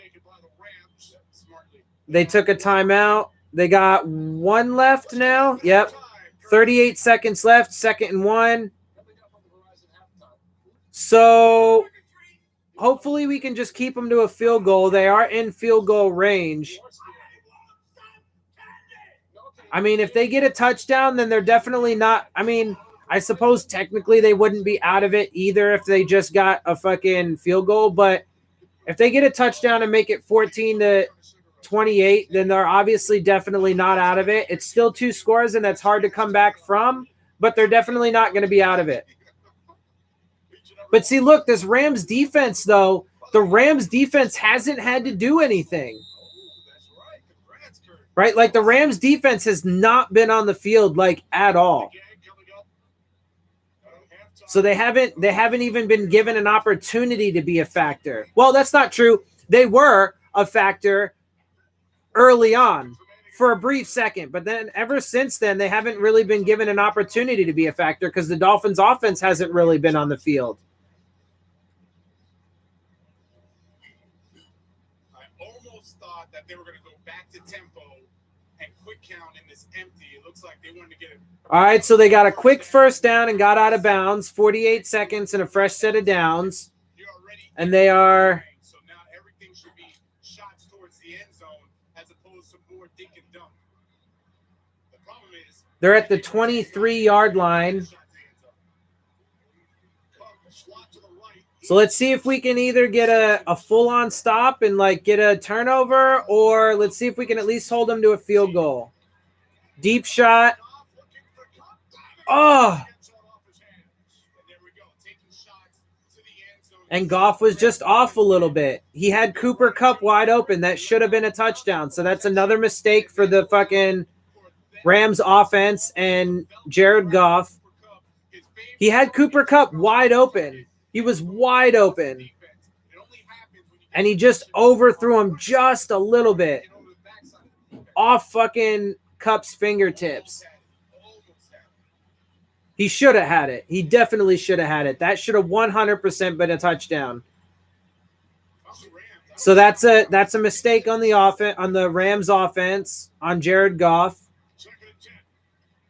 which is huge. Oi. They're saying incomplete. 3rd and 10.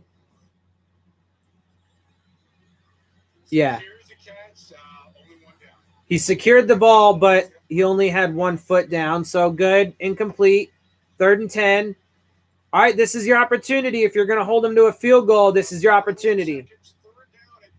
3rd and 10 or no points, right? Get a turnover or something like that. Who knows? They might go for it, though. There is that possibility as well, since there's only a half a minute left in the fucking quarter or in the half. They wanted to see what the Rams would come out in. Now they see the empty formation. You have the running back and the tight end to one side. So expect that the three receivers are going to run some sort of combination on the top side. Josh Boris had Dolphins took a timeout to evaluate the offense.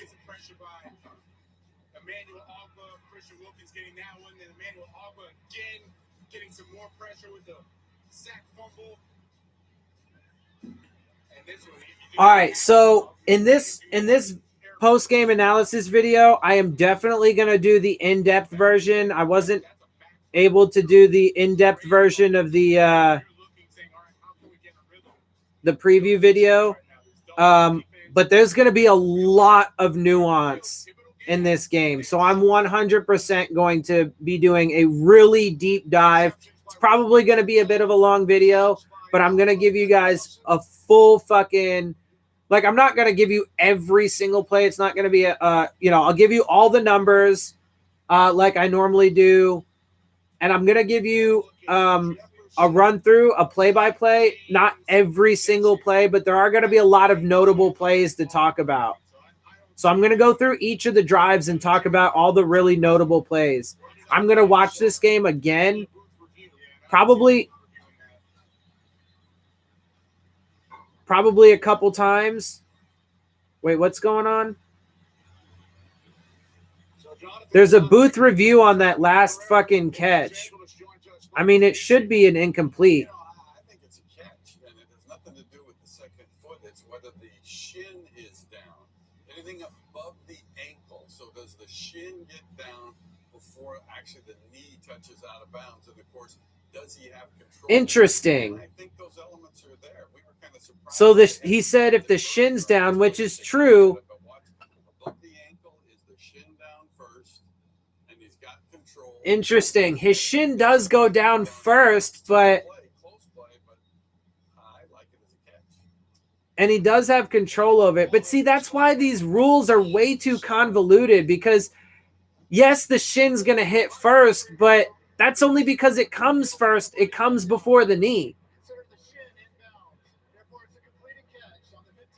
So it is a completed catch.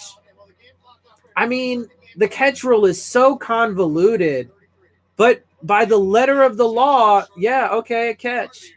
And I can see that, I guess. I mean, so that makes it 3rd and 2. That's interesting. Still 3rd down and 2. Yep, but the Rams have one. But that completely changes the fucking Rams play calling, and the Dolphins just called a timeout so that way they were able to fucking, but then it gave them that booth review. It gave them time for the booth review. So that timeout actually ended up hurting the Dolphins. It's not Flores' fault. I get why he did it, actually. And because he called it to, after the Rams lined up, he wanted to see what they were doing and whatever, called the timeout to try and get a beat on him. But then unfortunately, it gave the booth an opportunity to review that last catch, which set him up for a 3rd and 2. So now they have 29 seconds and a fresh set of downs at the Dolphins' 12-yard line, and then Flores calls another timeout. Rams look to pull within 2 scores. Aaron Donald with the strip sack early, which led to the Rams touchdown, and Dolphins have scored 28 consecutive points. This game has been fucking wild already. Dude, there is going to be so much nuance to this game, though. So much fucking nuance. Let's take everyone back 3 weeks when they faced San Francisco, above 500 team. They go out to San Francisco. They destroyed them. It was such a shock to see the score. And then you look at the division. The Jets came 2 weeks ago, decimated the Jets. Now it's the Dolphins and the Bills, and maybe the Patriots will make a run. We'll see, but they're vying for that division win. Forget division lead, division win. I mean, that's the same thing. Okay, so 1st down picks up about 5 or 6 more yards. So they're at the 5. They can still get a 1st down as well. It's 2nd and 3. They got 25 seconds. They still have a timeout. They were able to get out of bounds there.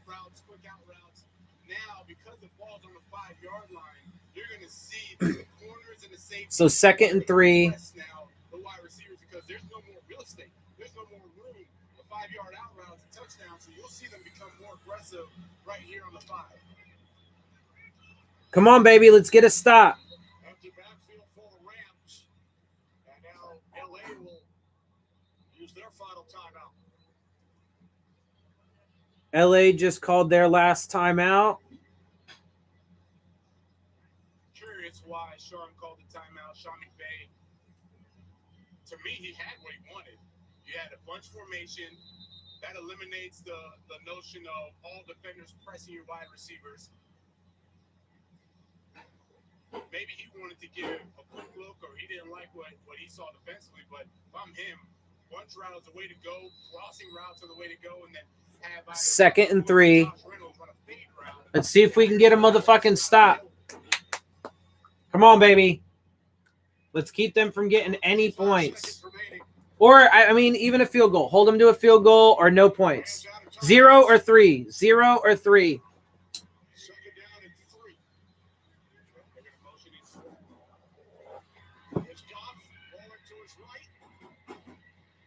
And he just throws it away after a rollout to his right and some solid pressure. So it's going to be 3rd and 3. He's had all his trouble inside the pocket. He knows that they've been pressuring up the gut. Outside the pocket, we call this a Q-wave or a sprint out. And you sprint out, you have the option. If no one's there, just throw the ball away. Come on. Let's get a stop. Hold them to 0 or 3, baby. 0 or 3.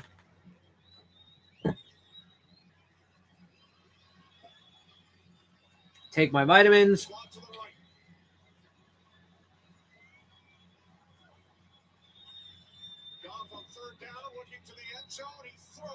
Way overthrown. 4th and 3.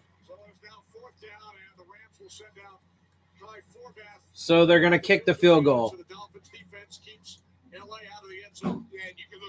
I can fuck with that. Like I said, 0 or 3, baby, because field goals ain't going to win that shit. Unless you're the Bills playing the Jets, in which the Bills kicked fucking 6. What was it? 6 field goals? Bend, but don't break. And that's where we always used to talk about that. Game situations like this. Bend, don't give up the touchdown. 18 to, it was like 18 to 10 or something like that. The kick is straight through. So it's good. So it's 28 to 10. Come away with 3 points. 28 to 10. There's 11 seconds left on the clock. So that should be the end of the half. 6 games for the Dolphins, winning his last 2. Uh, I love that picture right there, Kenny. I love that Ryan Fitzpatrick is not off to the side somewhere. He's over there coaching up. Now, there's not much to coach up right now, but it's been great to see that he still has a nice rapport. Entering the stadium together earlier today, right? Tua told us Ryan Fitzpatrick has been the same. He's been extremely helpful. He was very helpful when he was a starter. Now that he's not the starter, nothing has changed. From Tua's words, nothing has changed about the savvy veteran that Ryan Fitzpatrick is. And you talk about, well, he got benched. Well, if you look at it a different way, you say you might have one of the best backups in the NFL right now because you know he can win you games. Fitzpatrick, the first quarterback in NFL history. okay, so yeah, I would agree that Fitzpatrick probably is one of the better backups in the league, but so? Fuck. If that, like, you can't use that as like a reason why you went with fucking Tua. Oh yeah, because now we have the best backup in the league. Really? Like, that's a stupid argument to make. I'm sorry, that's dumb. I mean, I would expect them to just kneel the ball. There's 11 seconds, bro. Just kneel the ball. The Rams don't have any timeouts. All the pressure's off them. That's exactly what you want. You kind of just let them get into the groove of things. Yeah, I mean, that's the thing, though, man. The Dolphins' defense and special teams has done so much. Yeah, they're going to kneel the ball. Has literally done so much. And the Dolphins' offense has done, like, very little. I mean, when I say very little, they just haven't been on the field very much, right? So they've taken advantage of their 2 short fields and were able to put up touchdowns. One of them was a 1-yard run by Gaskin, right after Kyle Van Noy got it back to the one. I think it was Kyle Van Noy. Rams with a touchdown from their special teams, their defense. But yeah. Lead by 18 as we head to Kurt in Los Angeles. Anyway, let's see what happens. They get the ball after half. I'm gonna go use the bathroom, take a piss, and I'm gonna get me a little snack. So I will be right back. It is now halftime. Let's go.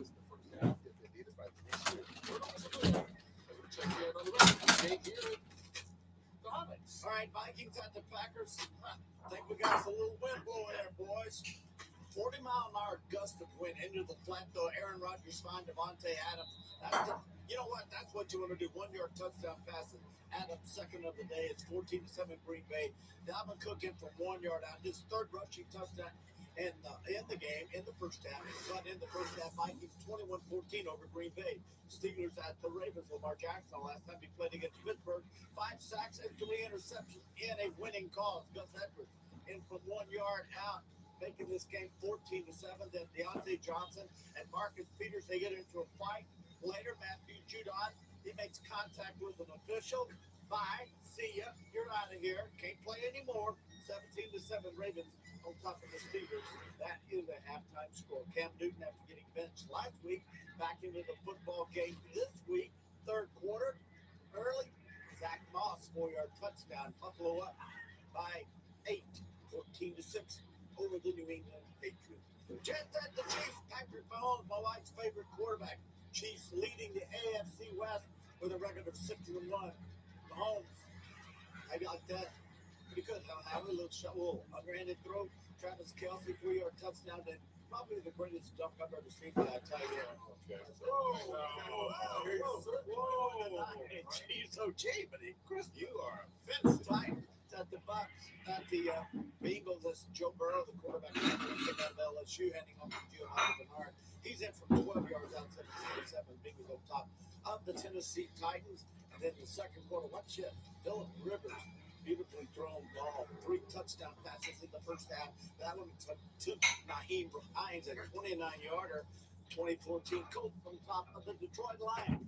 The game that's been affected by weather, it's been all field goals. Vegas and the Browns at 6. All right, Michael, Tua feels like he's in Alabama. It doesn't really matter what he does on offense. This team just keeps scoring. Defense, special teams, just about every way possible. Yeah, it looked like the defense showed up and said, hey, let's take some pressure off the rookie. Let's make him look good and make it easy on him. Now, so much pressure off of him. Now he can just sit in the back and just deliver the ball. And here, you know, he's got to learn to pocket presence, protect the football, and taking a shot right there and fumbling. Here's a nice little rollout, nice little throw. They're getting him out of the pocket. And what a laser and what a catch for his first NFL touchdown. But, you know, on the other end of it, with the Rams, Goff, 4 turnovers. Just can't do that on the road and expect to win, putting your defense in these bad situations. And now they have to find themselves out of a hole. But the Miami defense is no joke.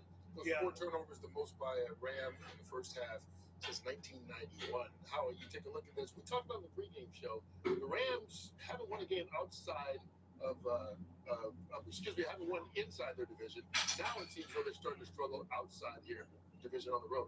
Well, it's their fourth game to the East Coast in 8 weeks. You have to wonder whether fatigue is starting to set in. But you go back to the Buffalo game. They were down 25 in that game and marched back, and many felt they got robbed at the end of the football game. The Rams right now have 52 plays. The Dolphins have 54 yards. You know, it's an interesting game. It's fascinating. The turnover down inside the red zone on the quarterback sack, and you correct me if I'm wrong, Terry, it's a hot rod. They're turning the end man loose on the blind side. He needs to get the ball out of his hand. They both have to see it. The receiver has to see it. It's a tight end or a wide Okay. If you look at Coach Flores, what he did to when he was the defensive coordinator at the New England Patriots, shut him down in that game in the Super Bowl, and he's doing it again right now. All right, another half of that game coming your way. Just to get the first reminder, Thursday night, it's a good game. Packers and 49ers rematch the NFC Championship. Alrighty. Before the 49ers take on the Packers, they got to meet the Seahawks, the Americans game of the week. Some people see that. So, The Saints and Bears. I am back.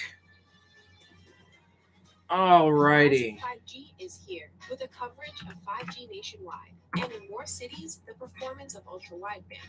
This is the 5G America's been waiting for. 911, what's your emergency? It's Fox Mondays to the rescue. Um, With all new seasons of 911 I'm ready to go back. and 911 Lone Star. I think we're gonna have some fun together. Oh, you Bet we are. 911 and 911 Lone Star. Man. Mondays this January on Fox. Titans are having a rough time with the Bengals, apparently. Interesting.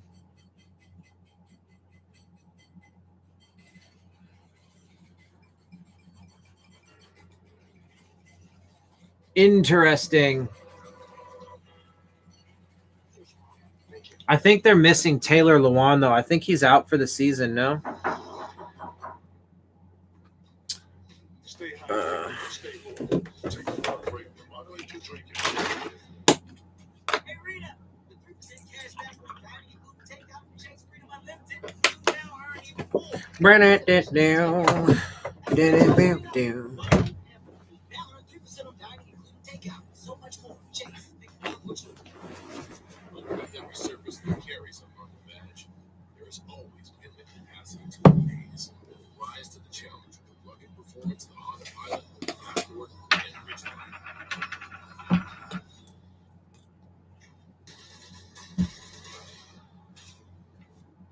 Is the threat real? Yes, sir, we believe it is. A little bit of apples and peanut butter. Shit's yummy.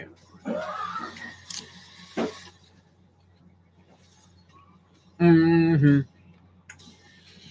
All right, well, it's halftime. This game's definitely not going as expected, but good, right? Good surprise.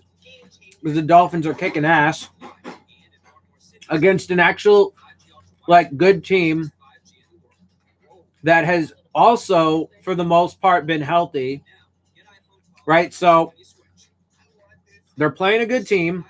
That's not an excuse, right? They're not playing a bad team, so that's not an excuse.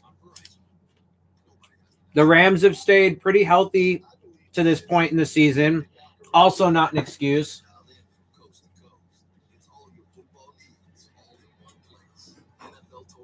So that's good to see.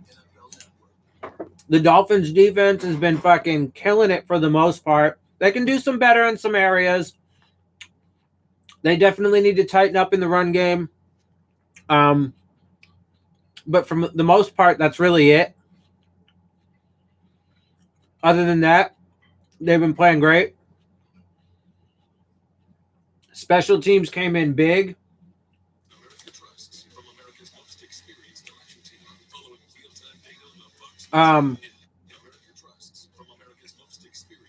With that touchdown. And honestly, though, the offense, even though they have 2 touchdowns, like the more I think about it, the offense, though, has done the least amount, right? Because even on that special teams play, they had to work harder to get that. I mean, it was a bang, all-in-one play, but they had to work harder to get it, right? Jakeem Grant had to run the entire fucking length of the field, and they had to get, the rest of the team had to get a bunch of key blocks. The Dolphins offense, their 2 touchdowns, the first one was from they started right around the 30-yard line. Didn't have to go very far, but they did. They went that distance, capitalized on it, right? Got the touchdown. The second one, they didn't have to do shit. I mean, obviously they still had to. I suppose they could have gotten stopped on 4 straight downs, but they started on the 1-yard line, and so had four downs to be able to punch it in. And it's good that they took advantage of that. Definitely have to, and good teams do. But if we're keeping it real, the offense has done the least amount, even though they have 2 of the touchdowns. Which is a funny thing to say, and I get that. But it's true. Because it just depends on the full context of the situation, right?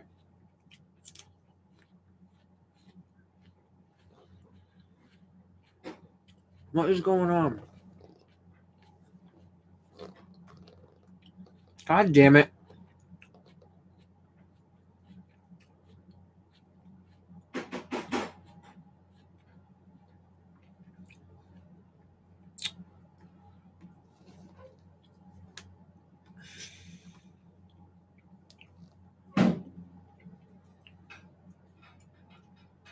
Okay. So let's see. What are we looking for in the second half? I mean, honestly, the biggest thing is you just want to see the same thing that happened in the first half. And what I mean primarily is the defense. You just want the defense to do their job, right? Because they got an 18-point lead. So obviously if the defense can stop them from scoring points, they can win, right? So even if they, allow field goals, that's fine. They just can't let, the Rams start piling on a bunch of points. They can't let them get touchdowns. But then the offense at least has to be able to move the ball, string together some longer drives, waste some of the clock, right? That's the offense's primary thing. But so that's like, so, the thing is I don't know. We'll see what happens. We'll see if they decide to be aggressive at all, but I wouldn't really expect them to be because they got an 18-point lead. They get the ball coming out of half. Tua does have a significant injury history and has taken some decent hits in this game already. So I wouldn't really expect them to be too aggressive. I mean, maybe take a shot here and there, but I wouldn't expect them to be too aggressive. So, even if the Dolphins do end up winning the game, if they have a moderate to conservative game plan offensively, we still might not even really see all that much out of Tua. Because he might not do much, right? Like they might hand the ball off a lot. And then even with the passes, even with the throws that he does, a lot of them will likely be, short, maybe, some intermediate throws, maybe a shot here and there. But it'll probably be a lot of dink and dunk, fucking easy stuff, which is fine, especially in this current context with us up 18 points. But, again, this current result and the potential result of the end at the end of the game isn't really because of the great play of Tua and the offense, right? They've just, they did their part in the times that they needed to do their part when they had the short fields off turnovers and whatnot, right? So that's good. But this has been the Dolphins defense, special teams, and then, a little bit of offense thrown in.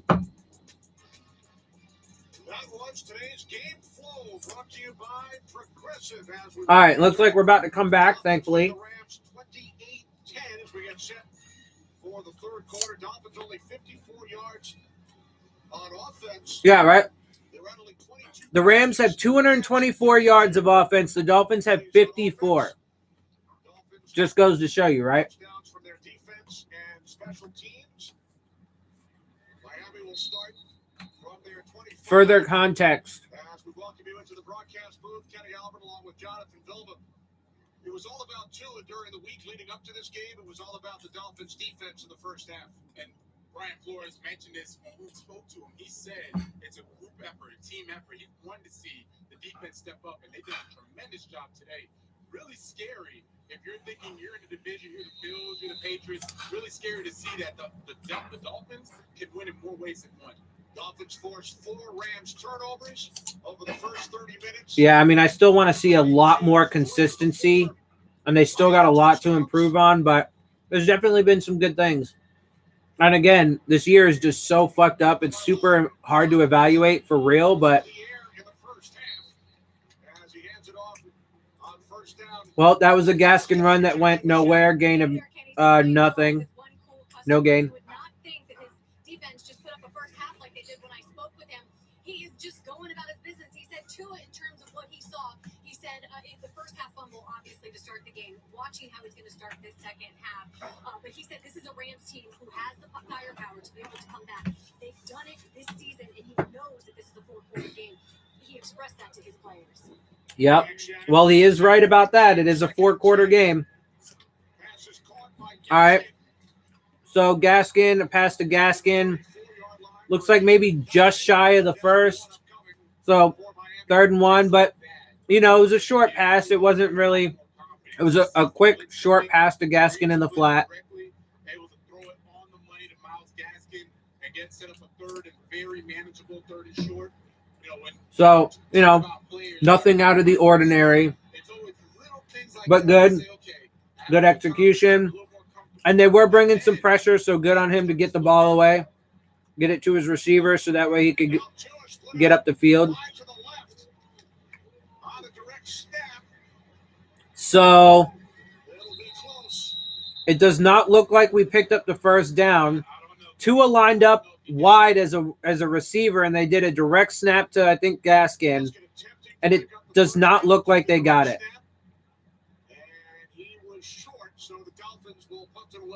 I mean, why though? Why would you need to get like – because obviously they know that fucking you're going to run it.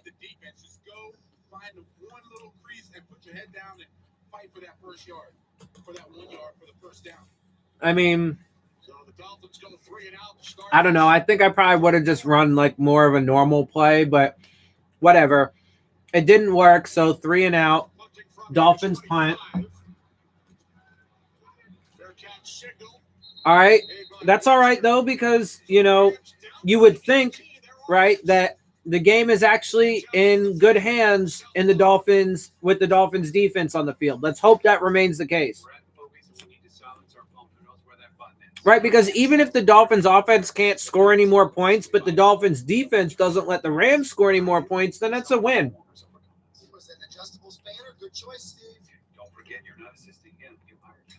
That's a win.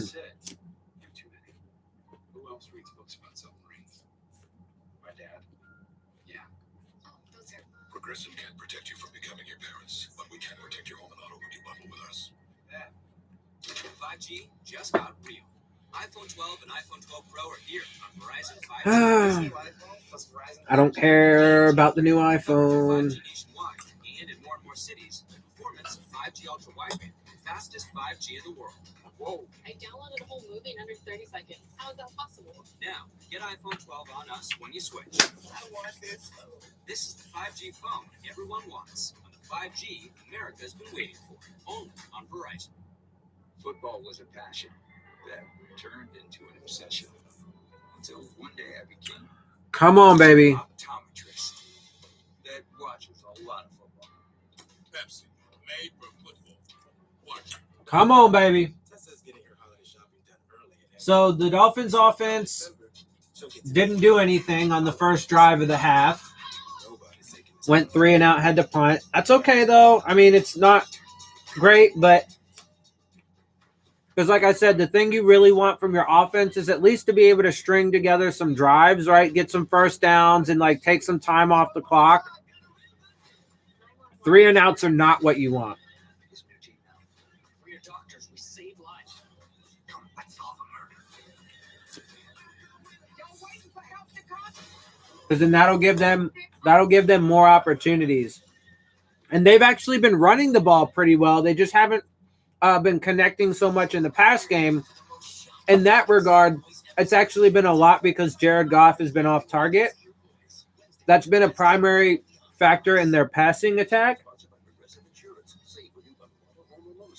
with like 1 or 2 drop passes as well. But they have actually been running the ball pretty well. 3 consecutive games. Wins over the 49ers and Jets. And today, first time in franchise history, first time in the NFL in 16 years. But So let's see. 1st and 10. Rams pitch it. It's like a no gain, maybe a yard.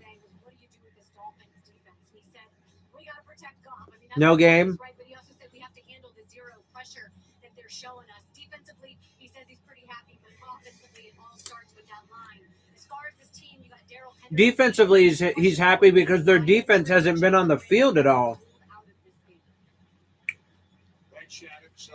Their offense has been on the fucking field the entire day.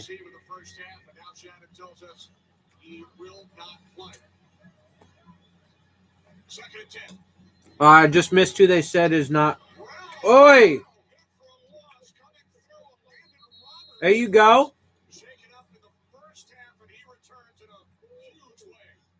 That's a loss of 3. Hell yeah. This is not a blitz, guys. He is just reading it and shooting the gap. This is not a blitz. I repeat, this is a man on a mission.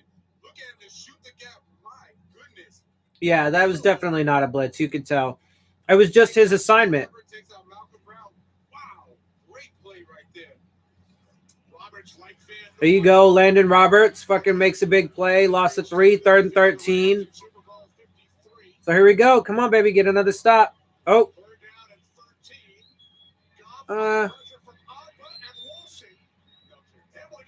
Oh. So Goff, there was pressure. Goff managed to get it off, but his receiver just dropped it. Would he have gotten the first down? I don't know, but maybe. He had some run after the catch opportunity there with some green grass in front of him. I mean, if he makes a defender miss, then maybe it likely still wouldn't have got a first down, but receiver just dropped it. But again, good pressure on Goff, so that helped to fucking facilitate that result. So the defense is doing their part still, so that's good. Like I said, if the defense can hold them from getting points, then we can win this game, even if the offense doesn't do anything.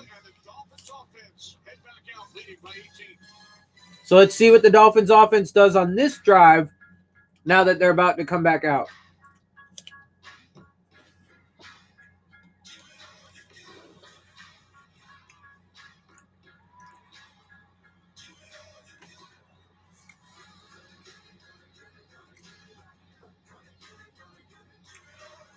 We've been training for the ship-a-thon because the obstacles are bigger than ever this holiday. Shop and ship early. FedEx. When painting your wall in team colors, help your team win. Of course it would. Why would you even ask that?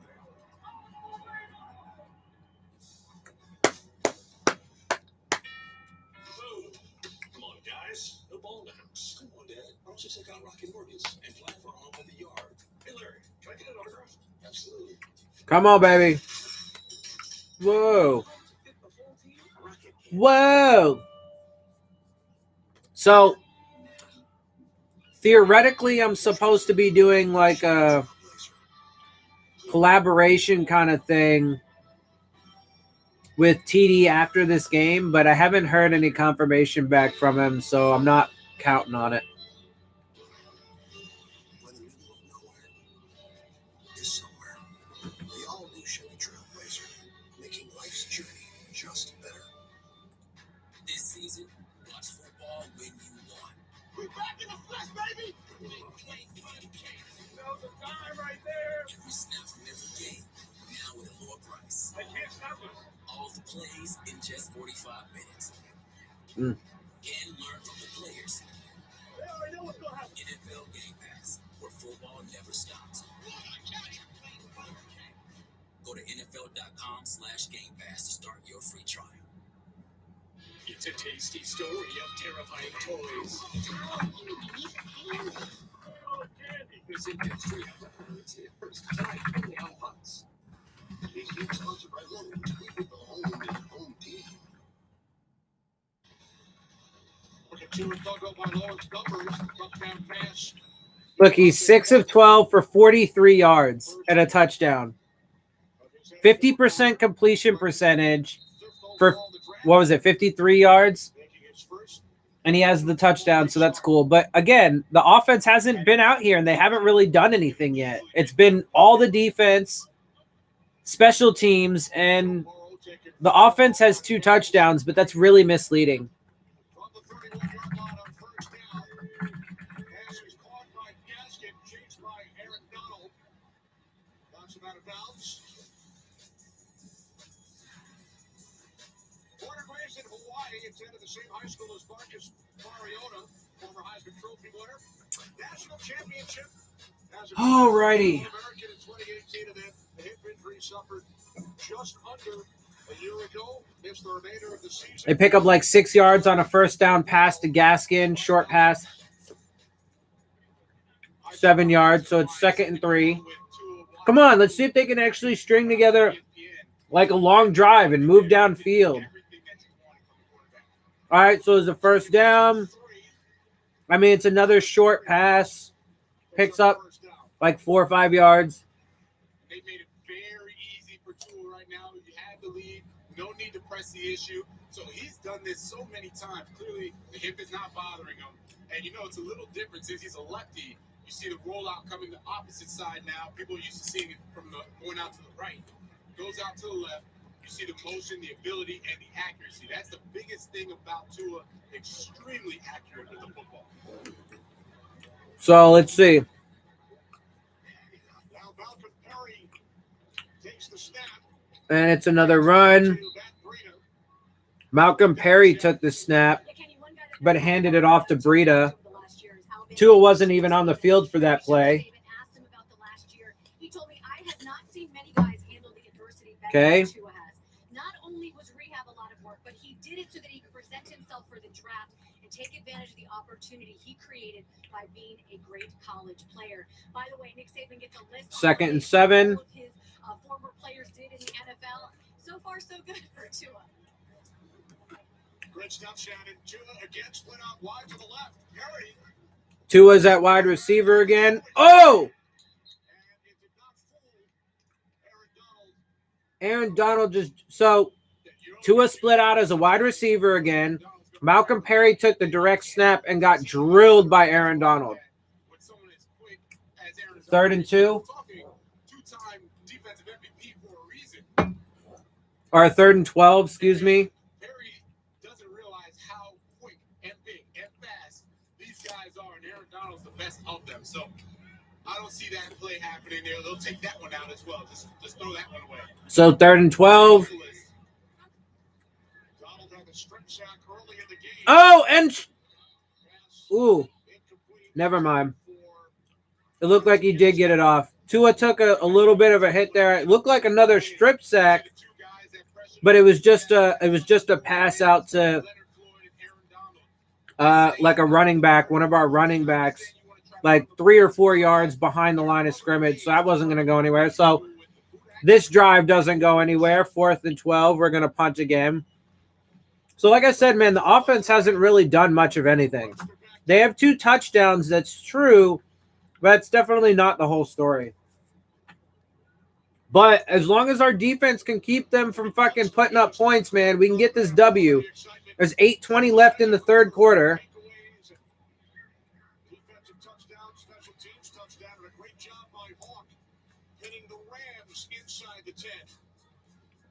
So we did get a Hawk, got him pinned down inside the 10 to start their next drive. I mean, if they don't start fucking doing something on offense, then we got this. But hey, I can fuck with it, bro. Like I said, at this point in the game, the ball, the game being in the defense's hands, I'm all right with it. Because that means we can get an unexpected win against this Rams team. On the back of the motherfucking defense. Primarily. Then with the special teams and a little bit of offense thrown in.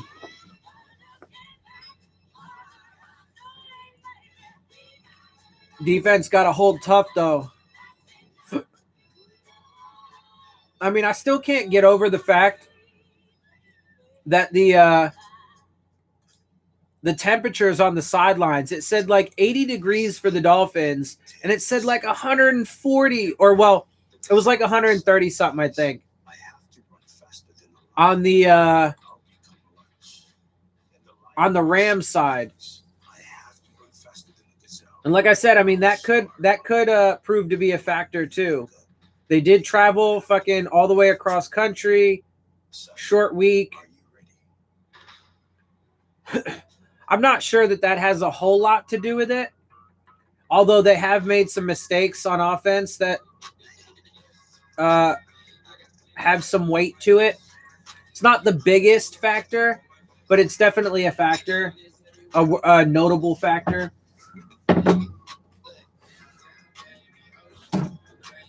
All righty. Well, come on, defense. It's your time to fucking keep this going. Let's ride this defense to the fucking win.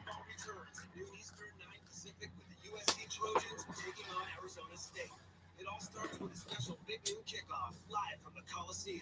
And then it's Arizona State, USC, all part of Big News Saturday on Fox. Inspired by ongoing conversations with players, the NFL launched NFL Votes to empower and improve our communities through exercising the right to vote. Join the NFL family by making your game plan. Voting doesn't do shit. Voting has never solved any legitimate problems. Any progress that ever gets made just gets wiped out. And we hope you do as well on Tuesday. The injured Dolphin is Byron Jones. Byron Jones is injured. With the Dolphins leading by 18 and the Rams. Come on, man. From their 10-yard line.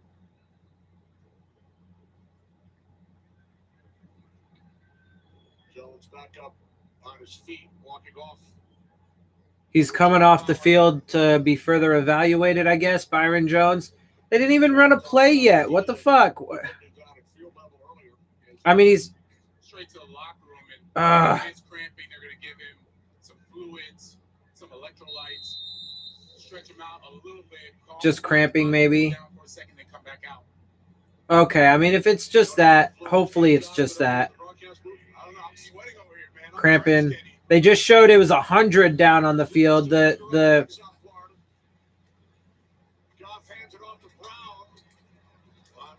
that was a handoff that goes for like 2 or 3. So look, the Rams were running the ball pretty well actually in the first half.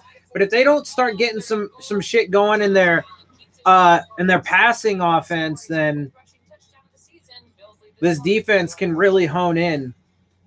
Dolphins keeping a close eye on that one. Buffalo at 5-2, first place in the AFC East. They beat the Dolphins by 3 points back in September. Come on, baby. Bills also beat What is it, 2nd and 7? Let's get a stop. Rams by 3 the next week. Penalty flag as the That's a first down. There's a penalty in the secondary, though. So if that's on the Dolphins, they'll likely just decline the penalty because the result of the play will be a first down. Well, let's see what they call. The flag is somewhere in the Dolphins, or the flag was in the Dolphins secondary. They had the camera on Xavier Howard there, so I'm kind of getting the idea that it's on him. Yeah, so it was an illegal use of hands to the face by the Dolphins defense, and they declined the penalty because the result of the play was a first down. coming into the day, third and fewest So it makes points allowed. sense. Best third down defense in the league. They allowed the early touchdown when the Rams had the short field. Did they just say we have the best third down defense in the league? They've been terrific. They've played lights out since giving up that first touchdown. They right now have Sean McVay digging deep into his playbook to get the. I mean, I definitely think, especially earlier on in the year, there's some other factors that play into that, but I like it. He did as a member of Bill Belichick's staff. So that first down run picks up 3, 2nd and 7. So look, man, the Dolphins are now starting to tighten up on their run defense, so that's good. And if the Rams are incapable of fucking getting anything going in the passing offense, then we should be able to skate to this win, man. Ride this win. Ride to this win on the fucking back of the defense. They've been able to cover that. They've been able to cover the waggles, and because of that, they can blitz and crush golf. Like, it won't matter. It won't matter if... This is not golf's game. Nice. Pass deflected. This is tremendous. Good defense by Eric Rowe. Eric Rowe is on the tight end. Tyler Higbee, and I mean Eric Rowe. He's had a phenomenal season. We don't really talk much about him, but he's played. I mean, if the Dolphins offense doesn't put up any more points, don't do anything, but we're able to skate you know, to the victory on the Dolphins. Nice. Kyle Van Noy got a tip on it too. What he does, you see the ball getting tipped there. He is a boot waggle guy. They can take the shots downfield. That's not happening. So he has to continue this type of pace for the game. You can just call. Then we can walk out of here with a really good win. But we'll have to be honest about the fact that it wasn't really the offense. I mean, just overshot him again. It was definitely double coverage, but he had a window there. He definitely could have fucking gotten it to him, and he was just off target again. So, I mean, that is becoming a pretty big factor there as far as the Rams' offense goes. When you're dropping back, the whole field is there. The defense can run confusing coverages for you right there. I mean, the defense is not really even having to worry about the passing game at all for a couple reasons. Partly because of their play. They've had some deflections. They've had some, you know, passes defensed. They've been doing good there. But also because the other opportunities were just missed, either drop passes or overthrows by Goff. So let's see what the Dolphins offense can do this time now that they go out on the field. Or if it's just another fucking ends up in another punt. I mean, at least if they can, like, maybe drive down the field a little bit, but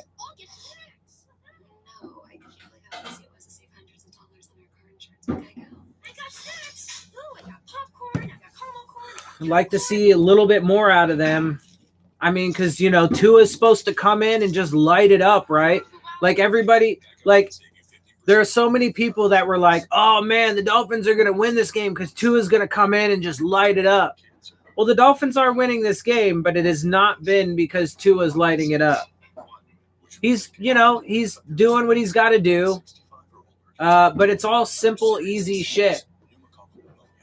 One dose of the Prevnar 13 vaccine can help protect you from this bacterial lung disease that may even put you right? in the hospital. I mean, there's been a fair amount of running in there, so obviously he doesn't do anything but just hand that off.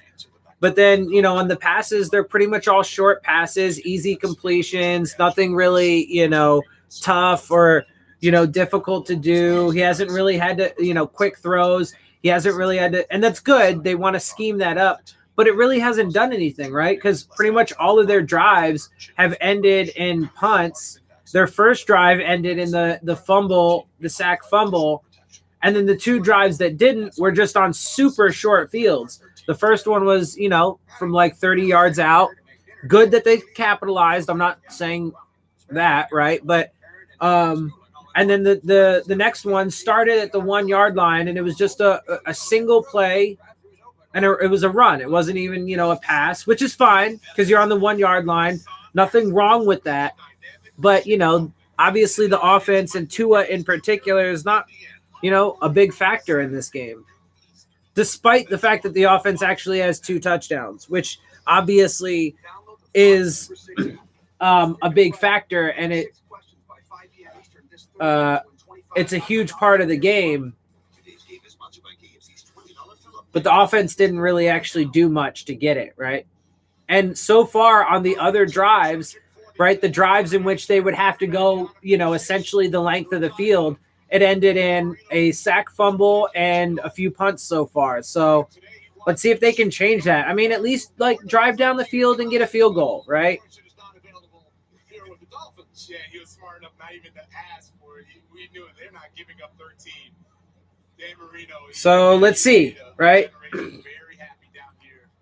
Next drive, this one starts at the Dolphins' 26-yard line.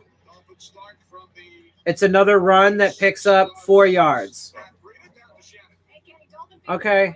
I mean, I guess, right? Take a look at this. 22 different quarterbacks have played since Dan Marino left the Dolphins.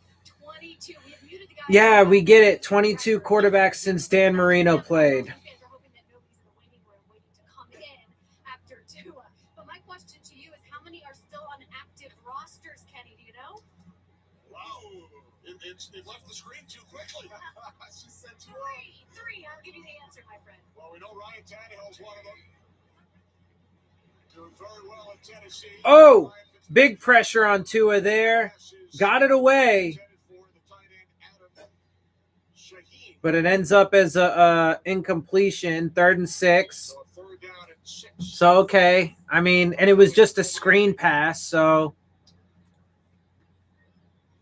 This is a great opportunity for the Dolphins to let Tua make some real reads. Right now, he hasn't really had to read the defense. It's been run, boot action. He throws it short to the tight end, or he goes over top on a fade route. Let him really try and start reading these defenses and feel what it's like to go against the best pass rushers in Aaron Donald and Leonard Floyd. Okay, drop back. Big pressure on him again. Incomplete pass. Okay, 4th and 6. Well, Dolphins are going to punt again. Like I said, man, the fucking what is the Dolphins offense really shown? That's the thing about his feet are so fast and so quick. He's able to get on the edge, whether it's an offensive tackle, the center guard, and that's where the pressure comes from. Once he gets the edge, I mean, he's going to the quarterback, and Tua did a great job of getting the ball out before taking the sack. By the way, Josh Rosen, the other. Okay, so we fucking. Boy. Oi! Damn, come on. Tackle, bruh. There's a flag. You know, it's funny, Kenny. I wanted to ask you who was the third, but I didn't want to put you on the spot because I was trying to remember through all those people. Tannehill, Fitzpatrick, Rosen. There we go. All right. Rosen's not on an active roster, though. They asked, out of those 22 quarterbacks, she asked which quarterbacks are on an active roster. Rosen's not on an active roster. Holding receiving team, so that's spot of the foul. Cool. Well, that'll wipe out the decent run back. Only Ryan Tannehill and Ryan Fitzpatrick are on active rosters. Josh Rosen is on the Tampa Bay practice squad. So the answer is actually 2. They were wrong. She was wrong too. She said it was 3.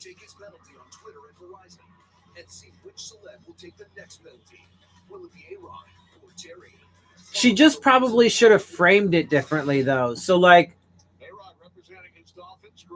I get what she means by active roster. Like, they're on man, the Titans are really having a hard time with these Bengals. 24-7. Bills and Patriots are tied at 21 right now. So if the Bills lose that game, that gives us a chance, man, to take the division. I mean, we're in the heat of it. Dolphins win this, and if the Bills lose, here come the Dolphins, baby. Again, though, like, I got to be super clear. Well, as exciting as that is, there are definitely substantial other factors that go into it. And there's a Dolphins player. Nick Needham is now injured. So we know they'll do their part. We've seen Aaron Donald, Leonard Floyd get pressure. Now it's up to this offense. And I've mentioned all game long. So we're suffering. So it looks like Needham's got a knee injury. Better in the passing game as we see Nick Needham down right now. And, you know, that's not good.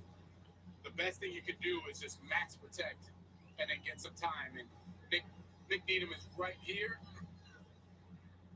as he goes.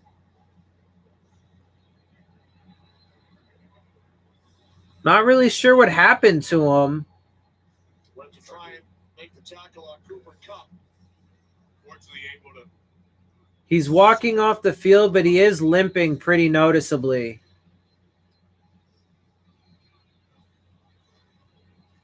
Yeah, and he appears to be in some pretty noticeable pain. Like I said, man, one of the big reasons why the Dolphins have made it this far and have done as well as they've done is because they've stayed healthy. And now that this Dolphins defense is really starting to come together, it would be a shame to start losing players.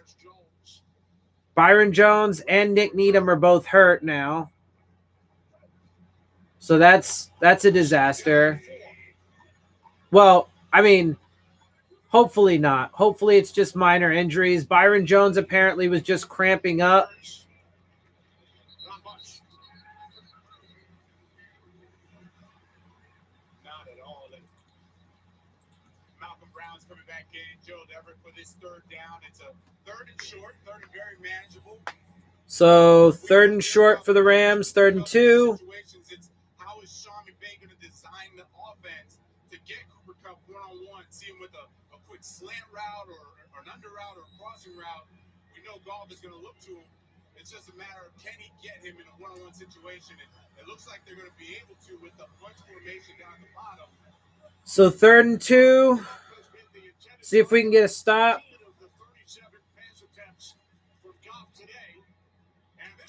Oh, that was a big play, though. Not just a first down, but that was a big play. And see, Goff was actually on target there. Like, if Goff would have been on target on, you know, a handful of other plays, their offense actually would have been moving pretty well.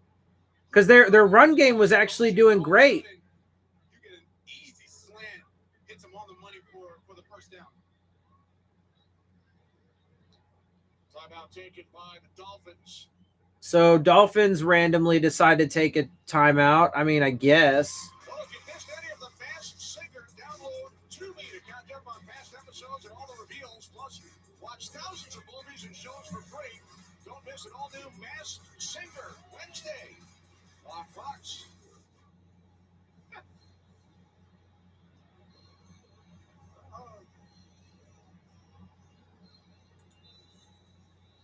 I can't figure out if these are still Halloween costumes or just, you know, huge. Come on, baby. I couldn't tell what was going on with that one.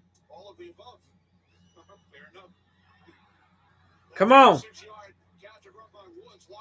They could still mount a comeback, so let's not. Oh, wide open. Inside the 5, but there's a flag.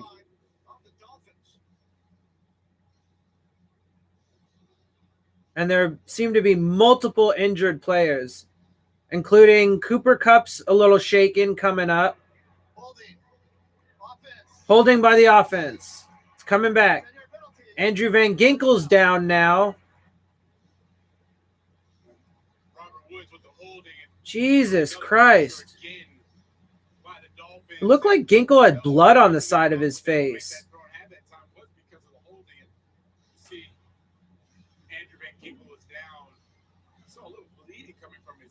Yeah, it looks like he's bleeding out of his ear.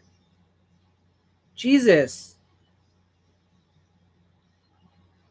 Yeah, it looks like Cooper Kupp's cleat, like somehow made its way up in by his ear. Oh, maybe he got scratched by. Ooh. Oh yeah, it looks like the heel of Cooper Kupp's cleat like got underneath his helmet a little bit. The injuries, though, bro. That was a huge play, but it's going to come back on the Rams' hold. He was able to walk it off, but I wonder how badly that injury is, and that would be a tremendous loss for the Rams. They need Cooper Kupp, whether they're throwing to him or not, at least as the very least a decoy to get one-on-one coverage for Josh Reynolds and Robert Woods. Kupp with 7 receptions today, 73 yards. That last one erased. Ginkel coming off the fucking field. I don't know why he's bleeding from his ear, though. Ugh. These injuries all of a sudden, man, are fucking piling up. Byron Jones, Andrew Van Ginkel.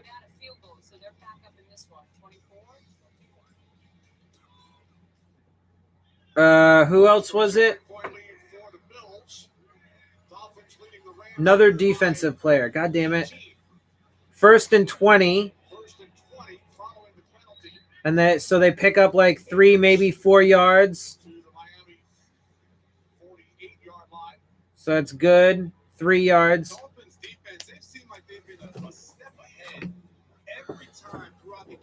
Come on, baby. 2nd and 17. Blitzing Jared Goff in the empty formation.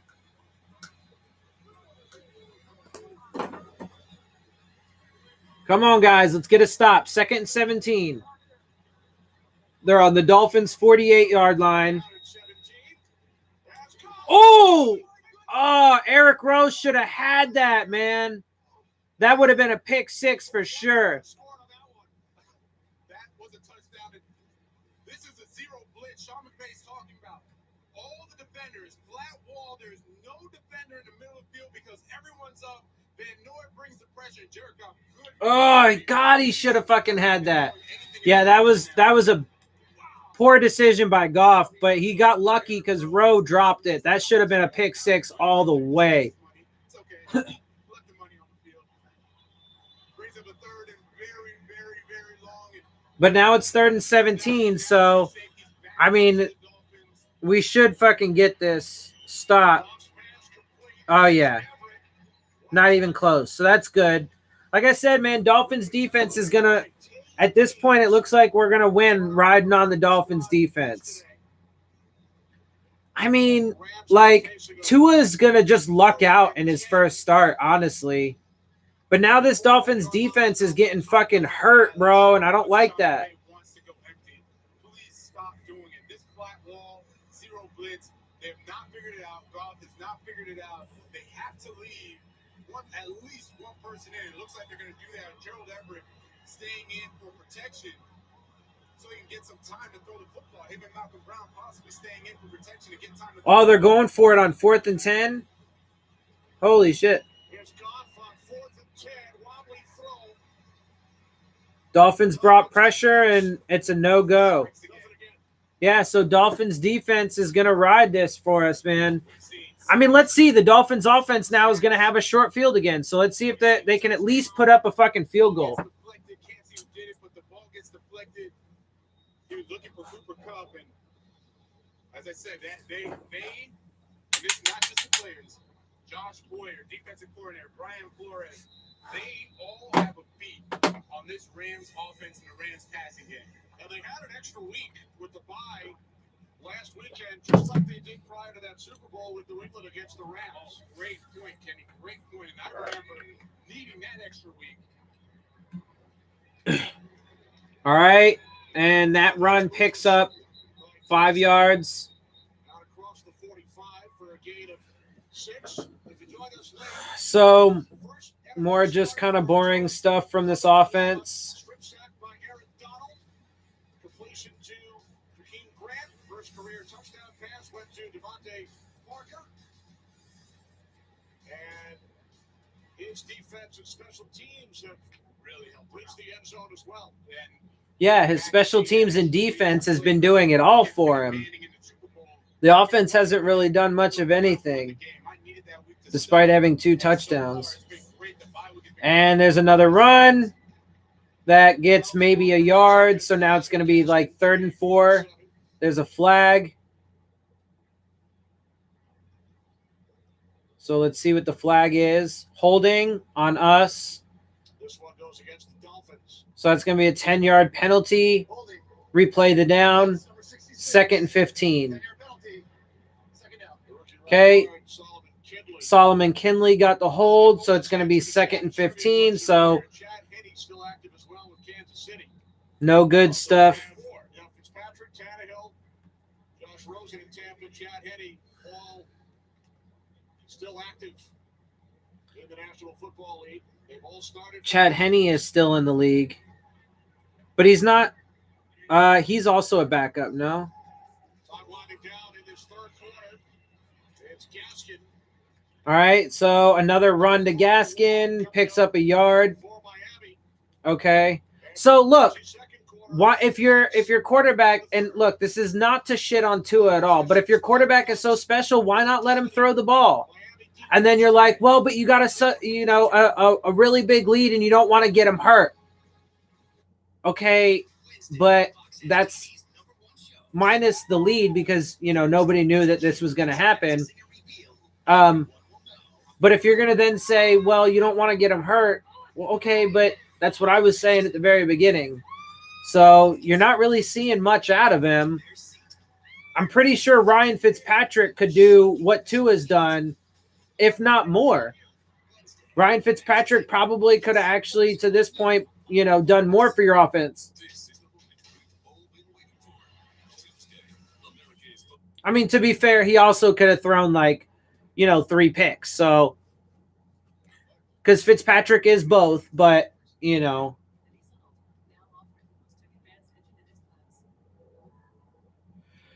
offense hasn't really done much of anything. It's been all the defense.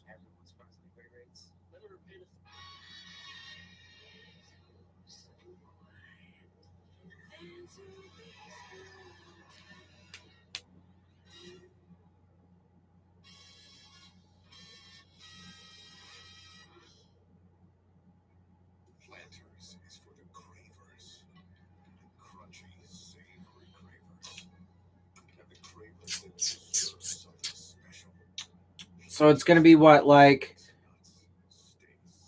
that was 2nd and 15. They ran the ball, picked up a couple yards maybe. So it's going to be 3rd and 13. So, I mean, they're likely going to have to throw the ball on this play. Let's see if they get anything, or it's probably just going to be a check down or a fucking, screen or a little pass into the flat or something. So Bills are winning right now 24-21 over the Patriots. There's 2 minutes left to go in the game, though, with the Patriots having the ball. I'm proud because we didn't build. I'm going to put that game on up here in the background since I can't watch ours on Sunday Ticket. Bengals are really having their way with the fucking Titans, man, 31-14. Colts are killing the fucking 41-21 over the Lions. Chiefs destroying the Jets 35-9. That's expected. All right. Yep. So it's a short slant pass to Preston Williams that picks up 5 yards. A whole lot of nothing. So now the Dolphins are going to punt. Yeah, I mean, I'm fine with it too, right? That's what the commentary said. I'm fine with it too because, like I said, the Dolphins defense is likely going to fucking, skate us to a fucking win here at this point. The Dolphins offense doesn't have to do anything. As long as the Dolphins defense prevents them from scoring, 18 points. So 3 touchdowns or, a couple touchdowns and some extra points or 2-point conversions and a field goal, right? Stuff like that, whatever. 3 scores. It's 3 scores. So, as long as they don't let them score 3 times, then, we're going to win this. But it's definitely not on the offense. I mean, because look, even if you take away the 2 touchdowns from the offense, it still would be 14-10. Right? So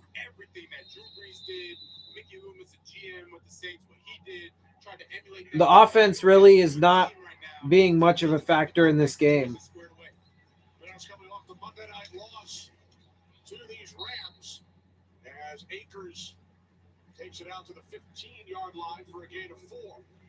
All right, so let's see what happens. I mean, it's 13:52 left in the game. The Rams have 2 timeouts, but they're down 3 scores. So, I mean, with every second that ticks off the clock, the Dolphins are looking like they're going to secure a victory. But look, I mean,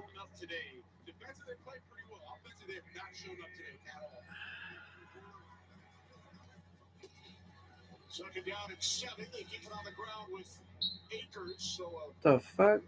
Third down and 1 upcoming.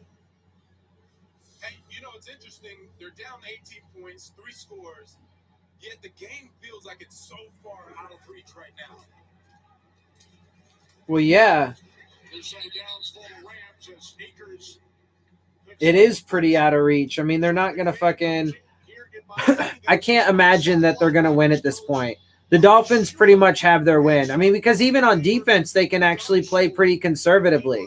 They don't really have to fucking they don't really have to even fucking do anything crazy, right? Like they did enough in the first half to be able to just like play some prevent defenses, keep everything short, keep everything in front of them, especially with, you know, the way that Goff has been off target and they haven't really been able to do much in the passing game. So, you know, they don't really have to bring a ton of pressure at this point anymore. They can just, you know, drop most of their guys into coverage and in the backfield, keep everything in front. So, I mean, like, you know, at this point, it's just like cruise control for the Dolphins, which is awesome. And it's great that they get to be in that kind of position, especially against a tough team, right? But like, but yeah. Yeah. So it's great. When he says he's going to be a star, I believe him because Chris Shula was the one that actually introduced Brandon Staley to Sean McVay. Look how well Brandon Staley has done. Look what he's done with that Rams defense. Staley, the first-year defensive coordinator. All right. First down and more. There is a flag. Reynolds crosses midfield. All right. Well, they did cross midfield and get into our territory, but there's a flag. It's probably going to be a hold. That's my guess. Is a hold or maybe an illegal block. Illegal use of the hands. Oh. Defense, number 30. That penalty is declined. Illegal use of the hands to the face on us, on Tay Hayes, because we're missing some fucking people in our secondary now, who's happens to be in the game. But they declined it because the result of the play was a first down.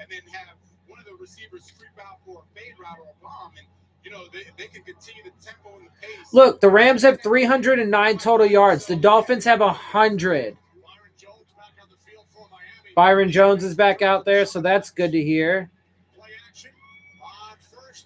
Ooh. That was a good throw and catch by Goff to Jefferson. Howard was on the coverage too, and he had good coverage, but good throw, good accurate throw, and good catch by the receiver. Goff drops back. Oi! Nice move. Yeah. I mean, he's making Dolphins defenders miss all over the place. So, like, they need to fucking not do that and miss tackles. Like, he made, like, 3 dudes miss there. Look. 1. 2. 3. No, it wasn't until the 4th guy that fucking finally brought him down.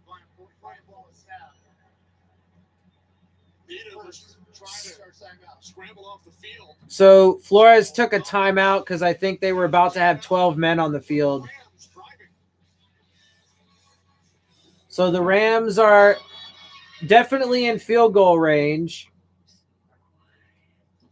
Oh, and it looks like the Bills are going to get their win over the Patriots. So 24-21. So we're not going to be able to claim the division quite yet.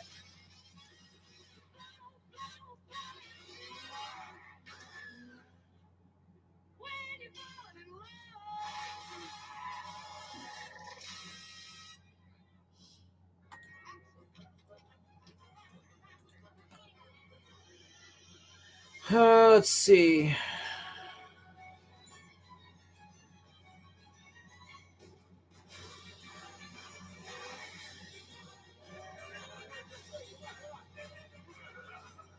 I mean, our next game against the Bills is going to be huge.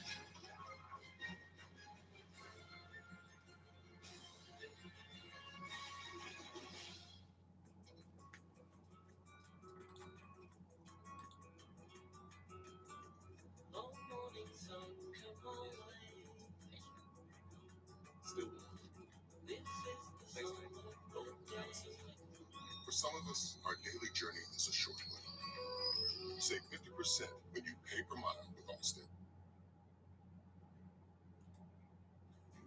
Pay less when you drive less. You've never been in better hands. Allstate. Click or call for a quote today. Introducing Wendy's new pretzel bacon pub cheeseburger. Nothing will distract you from the pretzel bun and beer cheese. not even all the comments on the pic you posted of your pretzel bacon pub cheeseburger. Download the app to order ahead and get Wendy's rewards. This season, catch every snap from every game. And all the plays in just 45 minutes. NFL Game Pass, where football never stops. Go to NFL.com/Game Pass to start your free trial. Michigan, touchdown. Indiana, unbelievable. Saturday at noon Eastern on FS1 and the Fox Sports app.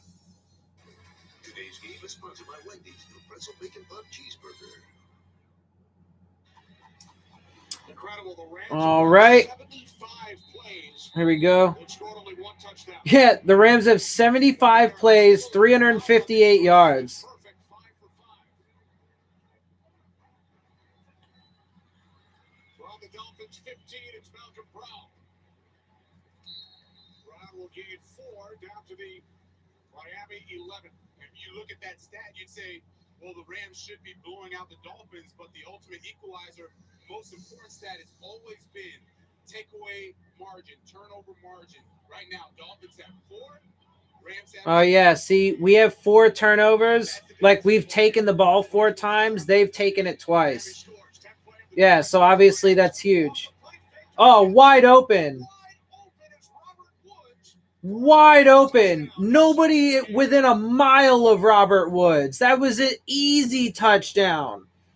Well, they are technically back in it. I mean, it's just under 10 minutes in the game. It's still really hard, and I wouldn't expect them to do an onside kick yet. And it looks like they're probably even just going to go for the extra point to make it 17. But they still got a long way to go, though. I mean, that's 11 points still. Yeah, so they're going to kick the extra point. And then they're probably just going to kick it off to us, probably try and kick it out, back of the end zone. And honestly, it's reasonable.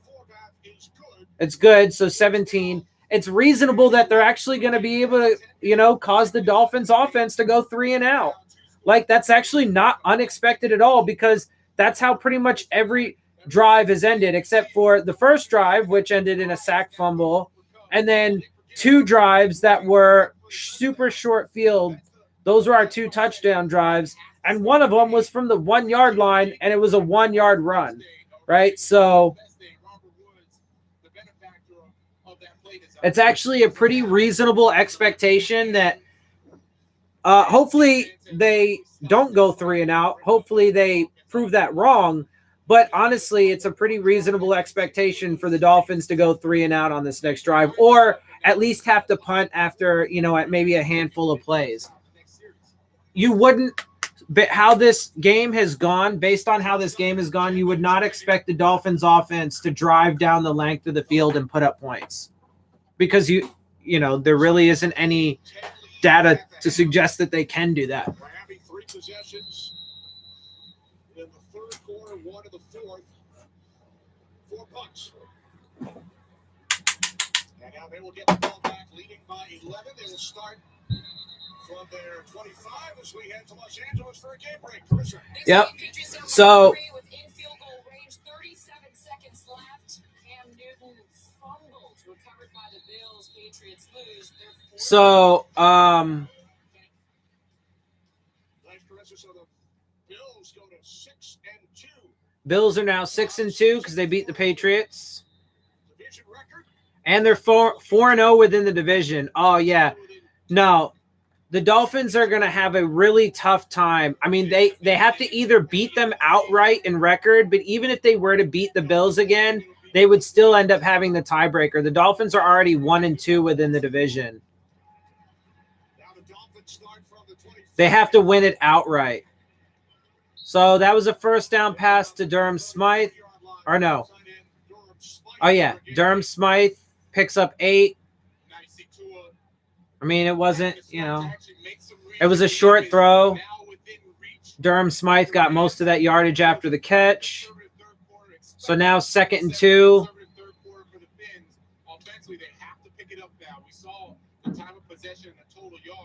Yeah, I mean, they got to – so they're probably not going to go 3 and out, but they need to drain some fucking clock time. There's a run, and that got stuffed. Maybe picked up a yard. So it's going to be 3rd and 1. I mean, let's see if they can at least get this fucking first down and at least extend this drive a little bit. Clock is ticking down to 9 minutes. Come on. I mean, take your time. Yeah, you don't have to rush. Still got 20 minutes on the play clock, or 20 minutes, 20 seconds. 17 now. 3rd and 1.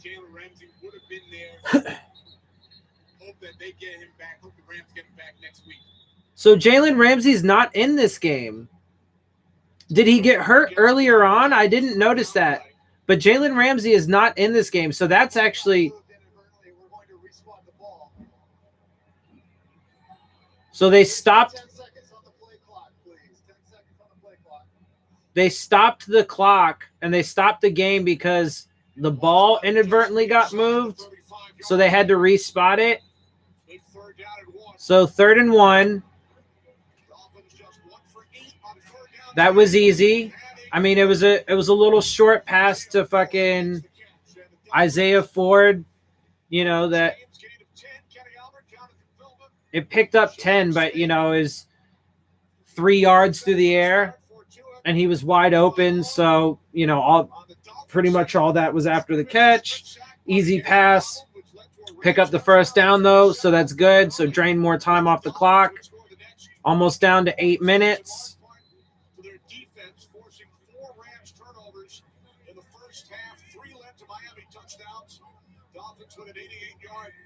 8 minutes. They run again with Breida. Picks up nothing. 2nd and 10. No answer for the zero blitz the Dolphins had. Produced sacks, produced touchdowns. Come on, man. Led to the 28 points, as you mentioned. And, you know, the points today, it's a little misleading because that was more defense than the offense. But right now, the offense has been put in a very opportunistic position to get another first down and then start forcing the Rams to use their timeout. You see the time coming off the clock here. Come on. Tua's throwing. It's about 8 yards to Gesicki. So 3rd and 2. That was like the longest pass that he's actually completed, though, I think. Like that one actually went 8 yards. Everything else has been like super short.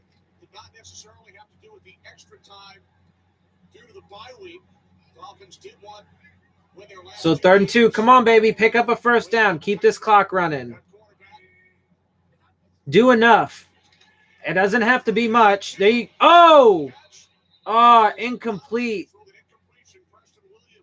That was a big hit. He was hit, lost the football, but it's ruled an incomplete pass. And the Dolphins will punt it away. Yeah, it looked like Myles Gaskin. Myles Gaskin had it, but that was a big hit. Jarred that shit loose. Yeah, that was just a good defensive play to come in there and just knock it out. He just put a lick in on Gaskin. So, well, Dolphins are going to punt.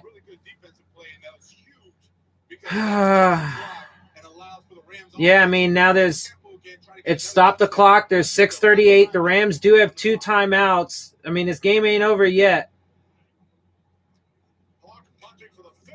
It's still gonna be difficult for the Rams to come back, but it's not impossible. I mean, they could get, if they get a touchdown and a 2-point conversion, that will make it 25-28, and then they could get a field goal to tie the game.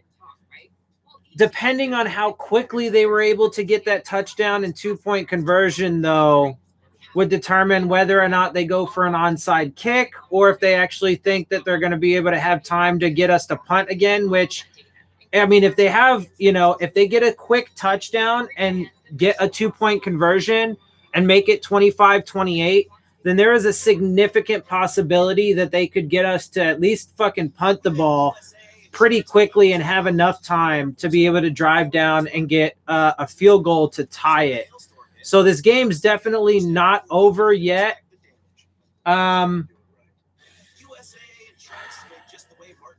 Man, I mean, like that, you know, not being able to convert on that third down and extend that drive, that could prove actually pretty huge. So we'll see, man. Because look, if the Rams are able to score a touchdown and get the 2-point conversion quick enough, then that's going to kind of take away a little bit, not a lot, but a little bit from the Dolphins' defensive performance that they let that happen in the back end of the game. But also it will make the offensive performance look a little worse too, because that third down was huge. If they were able to convert that, you know, Gaskin had it, man. If he was just able to hold on through the hit, they could have extended the drive and really helped to cement, you know, the win. You know, do just enough to really get it. But it's still, they're still in this, the Rams are. And so we'll see how it goes, man. Hopefully the defense can come in and, you know, play like they've played all game and get a fucking stop. I mean, the Rams have to get a touchdown, so, and they have to get it pretty quick. So even if they, you know, even if they go get a touchdown but take 3-4 minutes to do it, then, you know, we're still looking like we're in pretty good shape.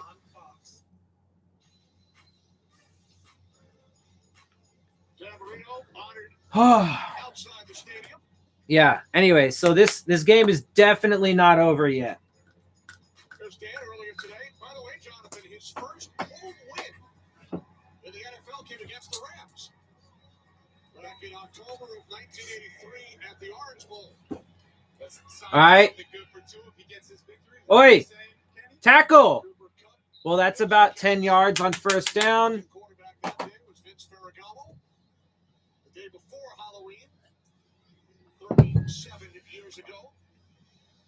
All right, so a fresh set, or almost. Looks like they're just shy, but no sweat.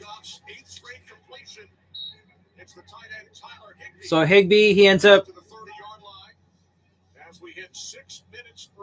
I'm pretty sure the clock should have been stopped there because he went out of bounds. I don't know why the clock's running, but I'll take it. Fuck it. I'm not going to complain about it. It's just strange. There's another 9 yards. So they're moving.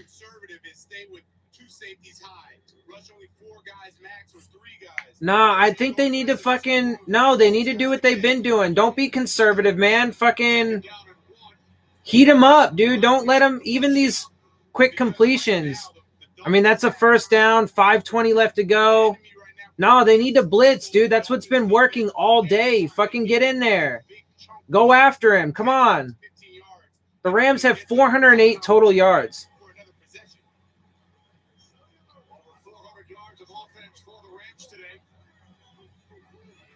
Come on. Got to get a stop. Ooh. That was good, though. Deflected at the line. Yeah, there was a... Yeah, that is a good point out. That was definitely a miscommunication. Jared Goff was expecting a little fucking screen pass, but his receiver didn't stop to get it, so he had to pump fake it. And then when he went to throw it the second time, they gave the Dolphins defensive lineman an opportunity to get his hand up there, bat it down. So now 2nd and 10. Yeah, but good. Bring pressure. Don't back up. So 3rd down, but it's going to be like 3rd and short, 3rd and 3 at midfield. Went out of bounds. Stop the clock. There's 4:50 left. 3rd and 3. Come on, guys. Come on, guys. You got to get a stop.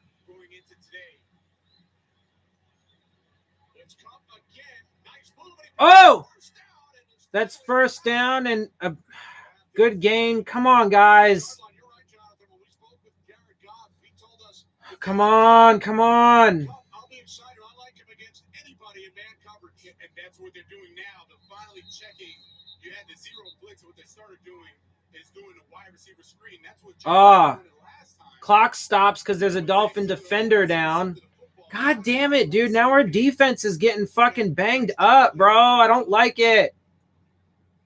That's going to be a major taint on this win, bro. I mean, if we win, it's still not a guarantee that we're going to win yet, but we're watching the beginning. This was we have another Dolphins defender down. the empty formation. Sean McVay, Jared Goff, they thought they had something in Come on.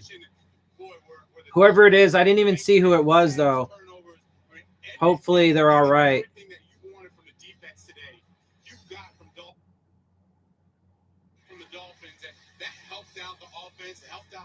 Yeah, the offense hasn't done anything. It's been all the defense. It doesn't matter. You can create takeaways. That's going to win you the ball game. Yeah, well, we haven't won it yet. Oh, fuck me, dude. Come on. This shit's going to come down to the wire. I mean, I like competitive games, but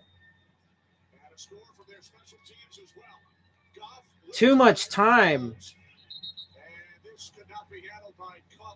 It's going to be incomplete. 2nd and 10. I mean, there's only 4 minutes and 14 seconds left, so it looks like, I mean, it depends. They're getting close, man. Well, I don't know. It depends. There's still so much that can happen. It just depends. They're on the fucking Dolphins 35-yard line. I mean, they need a touchdown. More pass rush. And the Rams have all 3 timeouts, apparently. So 3rd and 5.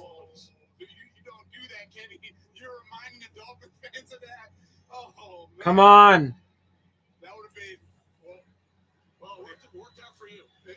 The Rams have 86 plays to our 42. They have more than twice as many.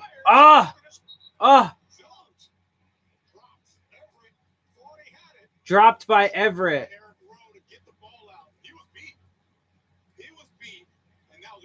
Ooh. Yeah, Everett had it, man. He just dropped it. Rowe didn't knock that out. He went to tuck it in and just over-tucked. Well, I guess you could use a little bit. Yeah, Rowe helped him. Rowe helped him drop that pass. So they're going to go for a 48-yard field goal. Yeah, I mean, they can, right? If they get it, then they're still down. It's just one score. Oh, no way. What happened there? Was it blocked? I mean, I'll take that for sure, but what happened there? Did he just fucking totally fucking whiff? Because I didn't think it was blocked. Come on, show the fucking replay. Yeah, that was just. Well, let's see the replay. What happened? Snap was fine. Hold's fine. What the fuck?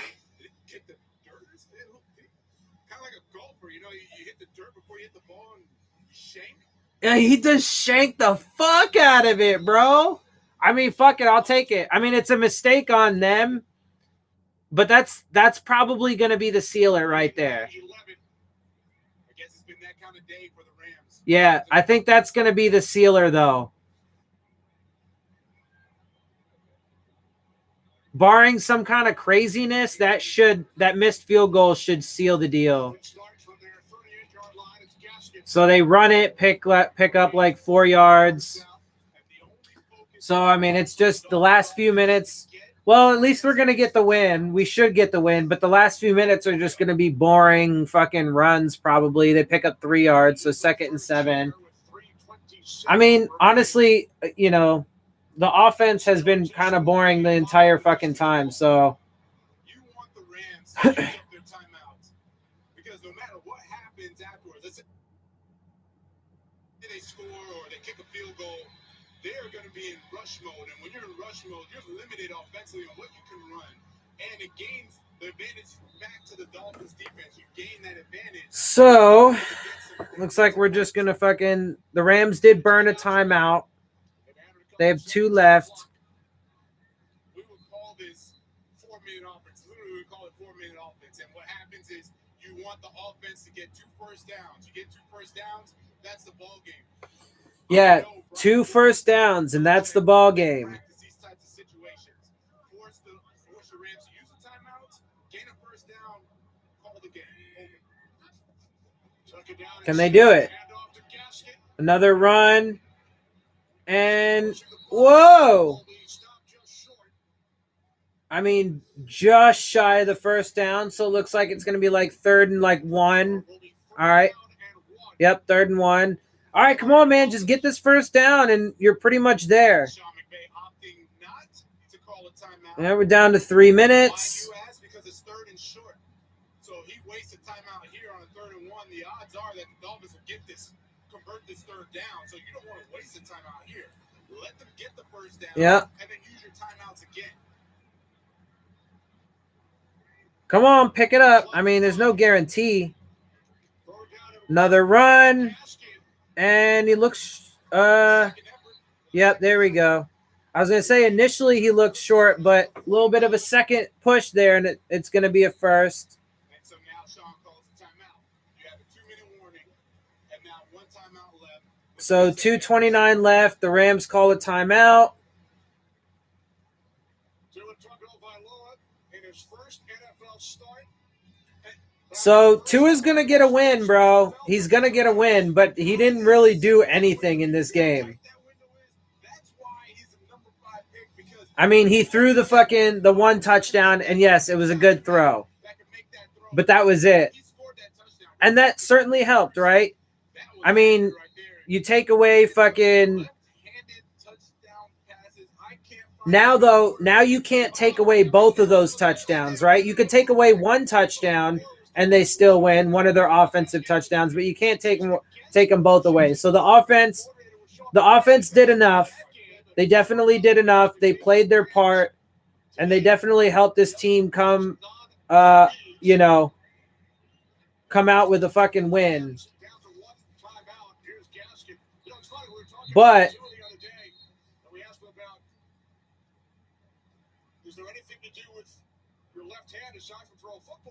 and they took their final timeout. They put some more time on the clock, so now it's 2:27. Because I guess he called the timeout a few seconds earlier. So We all kind of looked at each other like, huh? That's weird, but hey, clearly it works for him, right? Number 5 pick had a good game today, or I should say, an efficient game today. You know, you can't say that you still got your guy. You haven't seen him lead the Dolphins to a game-winning touchdown. Yeah. Like that, but see what the dude's saying right now is you don't know if you actually have your guy yet because he hasn't really shown you game-winning touchdowns or clutch moments. He was efficient. He didn't really do much. He didn't have to do much. He wasn't asked to do much because he didn't have to, right? So that's not a knock on him. It's just the reality of it, right? So it's not being negative. It's just the reality. Tua didn't show you much, and really, frankly, the offense didn't even show you very much. But they did enough, certainly, to help them secure this win. So now it's 3rd and 3, but they're gonna let the clock run down to the 2-minute warning. We're gonna have 2 minutes left. It's 28-17. So we're gonna skate, man. We're gonna skate. But it was at this point we're gonna skate, right? The last couple minutes we're gonna skate through to the victory. Tua's start is gonna get a win. But you can't make the argument that it was because of him. But he did fine. He did all right. He did, he handed the ball off well, I guess. And, he made a few throws. the most important throw was the touchdown pass, and it was a good throw, but that's it. Otherwise, it was it was the Dolphins defense. And again, even on those two offensive drives, it was in large part because of the Dolphins defense, right? So, for example, every other drive that they've had has either ended in a punt or the sack fumble, which was the very first drive of the game. And those were all on drives that they had to go the entire length of the field. So if they didn't get those turnovers and start at roughly the 30-yard line and the 1-yard line on the second one, there's a good chance you could say that the Dolphins don't get those touchdowns, and that's 14 points missing, right? So in which case they actually would not win the game, because then they would have 14 and the Rams now have 17. So we'd actually lose the game in that case. And then, obviously the second touchdown, it was a 1-yard touchdown run. And frankly, that should have been another defensive touchdown. It's just padded stats for the offense, which is not even really much padding because it was just a 1-yard touchdown run. It's the touchdown that does the majority of the padding. But it was just padding mostly for the offense because it was set up by what should have been the second defensive score. Now, having said that, it is good to see this defense actually coming together. And when you take everything into account, so if the Dolphins, now they have to stay healthy though as well. And unfortunately, unfortunately, several Dolphins defenders, got pretty nicked up in this game. Now, Byron Jones came back, which is good. We think it was just cramping, so hopefully that's the case.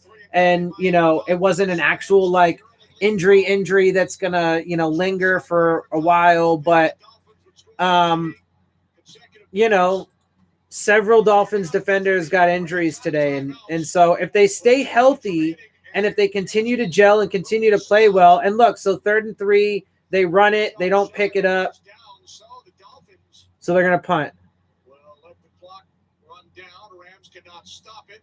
Miami will send out the punting unit. They're going to punt, but they're going to let the clock run down, of course, as much as they possibly can. Gaskin looks like is a little hobbled up coming off the field, so that's not good. They have a chance, Kenny. Very, very, very small chance, but they have a chance.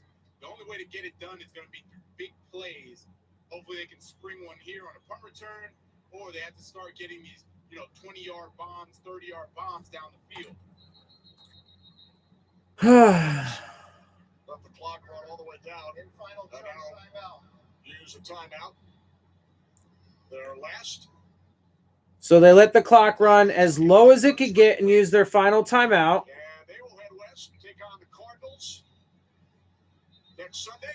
Yeah, I mean, honestly, in looking at that schedule, the Cardinals aren't going to be, a pushover. But then we have the Chargers, the Broncos, the Jets, the Bengals, before we then play the fucking Chiefs, bro. So as it's turning out, honestly, those games right at the beginning of the year, a lot of those games actually looked like they were going to be really tough.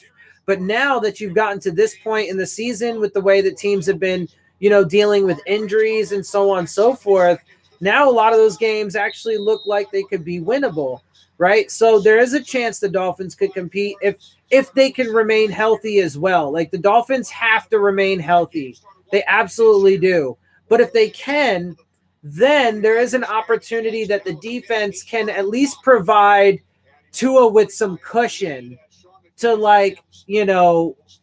come into his own, right? Because he didn't have to do shit in this game, right? This game was not won by Tua. It was not won by the offense.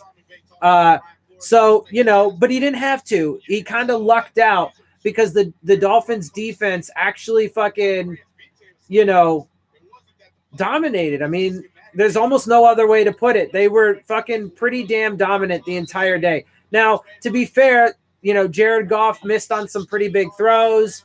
There were some penalties in there, and there were some mistakes by them, so on and so forth. That is true. But it was mostly the Dolphins defense, right? So, if they stay healthy, man, then the rest of this season could turn out surprisingly well for the Dolphins. However, that doesn't necessarily mean that they're fucking there yet. They still have a long way to go. They have to prove consistency. They have to be able to beat the 49ers when they're at full health. They need to. Byron Jones is fucking hobbling off the field now.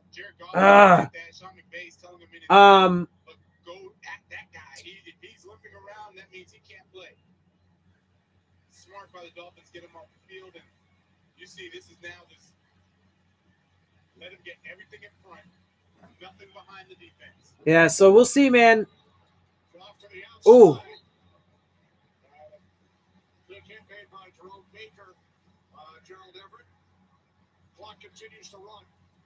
So Dolphins are gonna get this W, man. But unfortunately, the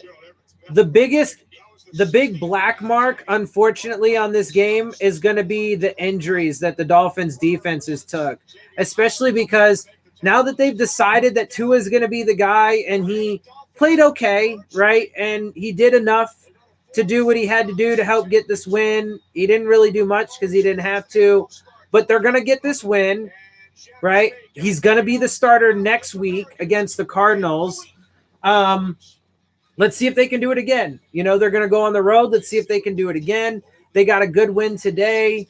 But if the Dolphins defense starts to, you know, lose guys, that could definitely be potentially problematic. So, I mean, there is still a ton left to happen with this season. But we're going to enjoy this, man. We are going to enjoy this unexpected fucking win from the Dolphins that fucking – you know, was really set up by the defense, added in some fucking special teams help with the Jakeem Grant touchdown on the punt.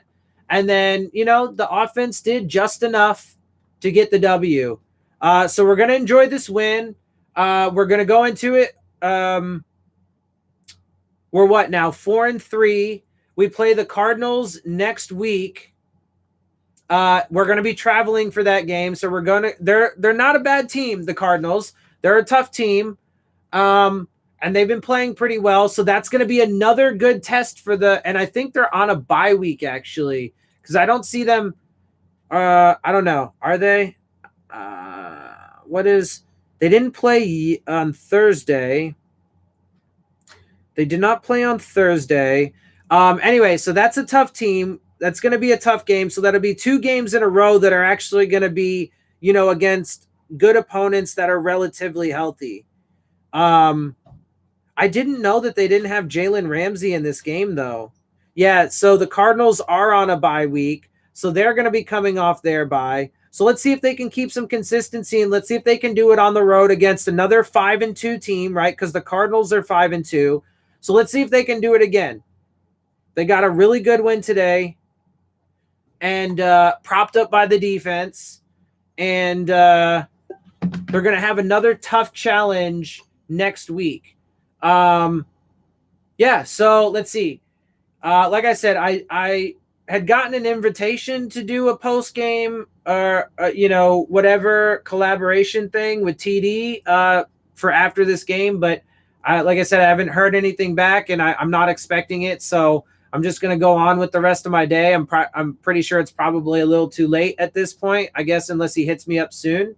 But I'm not counting on it. I'm not expecting it. So I'm just going to basically, you know, move on with my day.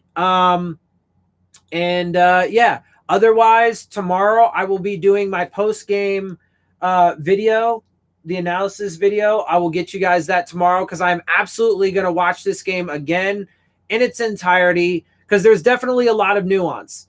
Yeah, so there's definitely a lot of nuance, and there's a lot that goes into it. So I want to make sure to break it down and give you, you know, really detailed, you know, breakdown of what happened and why everything turned out the way it did, how Tua did, et cetera, et cetera.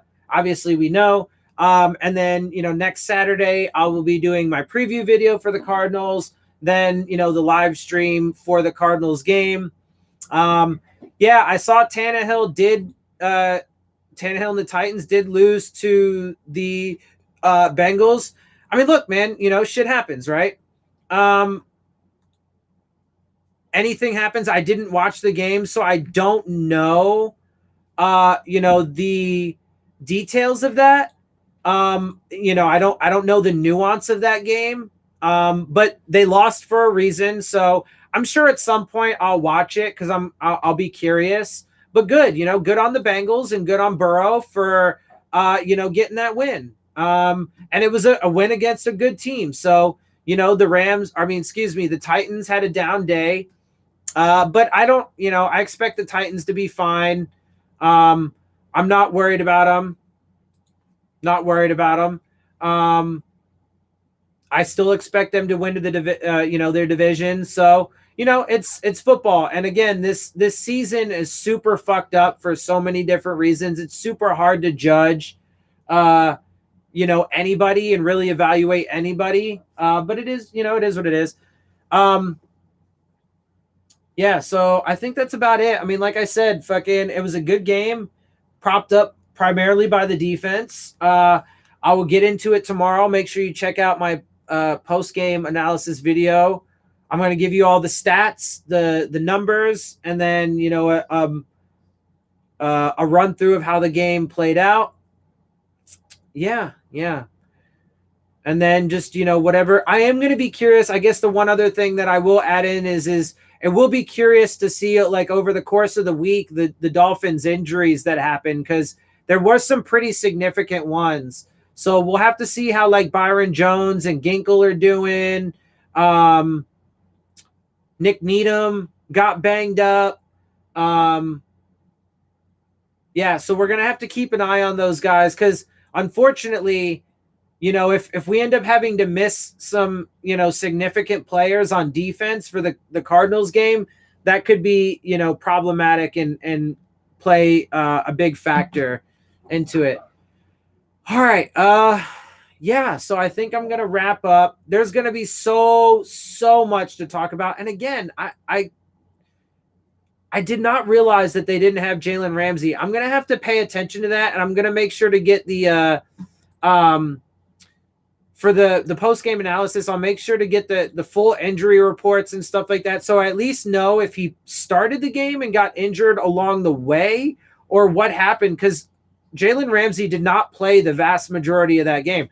Not that it really mattered, because the Rams defense didn't really need to be on the field all that much, and even when they were, they did their job because the Dolphins offense didn't do really much of anything either. So I don't know, but I will make sure to fucking put all that in there. It's going to be a very information heavy post-game analysis. So be sure to check that out. And then, yeah, we'll just have to monitor the injuries over the course of the week, see how all that plays out. We're going to enjoy this win, at least for, the week. Fans can do that a little bit more than the players. Obviously, they got to do quick turnaround and get into the next week. And we will too, although for us, it'll be mostly, do the preview on Saturday for the game and then go from there. Otherwise, I'm totally tripping out on something. What the fuck? Anyway, man, I totally forgot I was. All right. Anyway, good game. We'll see what happens in the game against the Cardinals. They got a good win against a good team that was definitely one of the healthier teams in the league. So they didn't have bad team excuse. They didn't have injury excuse, and they played a good game, and they got the dub. They're going to need to see more out of the offense, though, for sure, no matter what. Because you're not going to be able to expect every game that you're going to be able to get, 2 touchdowns off of extremely short field position because your defense got, 4 turnovers. And you're also not going, and even on one of those turnovers, oh, no, wait. Yeah. I was going to say one of those turnovers, they didn't, one of those, well, I guess 2 of them, no. I think they capitalized on all their turnovers. Anyway, whatever. I'll give you the full details. Anyway, but the point is, And then you're not going to be able to rely on getting a special teams touchdown every game as well. So, I mean, really, they're going to need to see a lot more out of that offense. And if the Dolphins defense can remain healthy and whatnot, then it might be able to give Tua a little bit of cushion to be able to kind of like settle in and whatnot. Yeah, so I don't know. We'll see how it plays out. It's going to be a big game. It's going to be a tough opponent. And although, you know what? I think Kenyon Drake is out. I think he might miss that game, which is going to be huge for the Cardinals. Not having Kenyon Drake will be huge for the Cardinals. I don't know. We'll see. We'll get into that later in the week when we get there. For the time being, we are going to enjoy this win, and we're going to keep it moving. All right. So I'm going to bounce. I'm going to go ahead and end it here. It was good. All right. I've said everything I need to say. I am definitely going to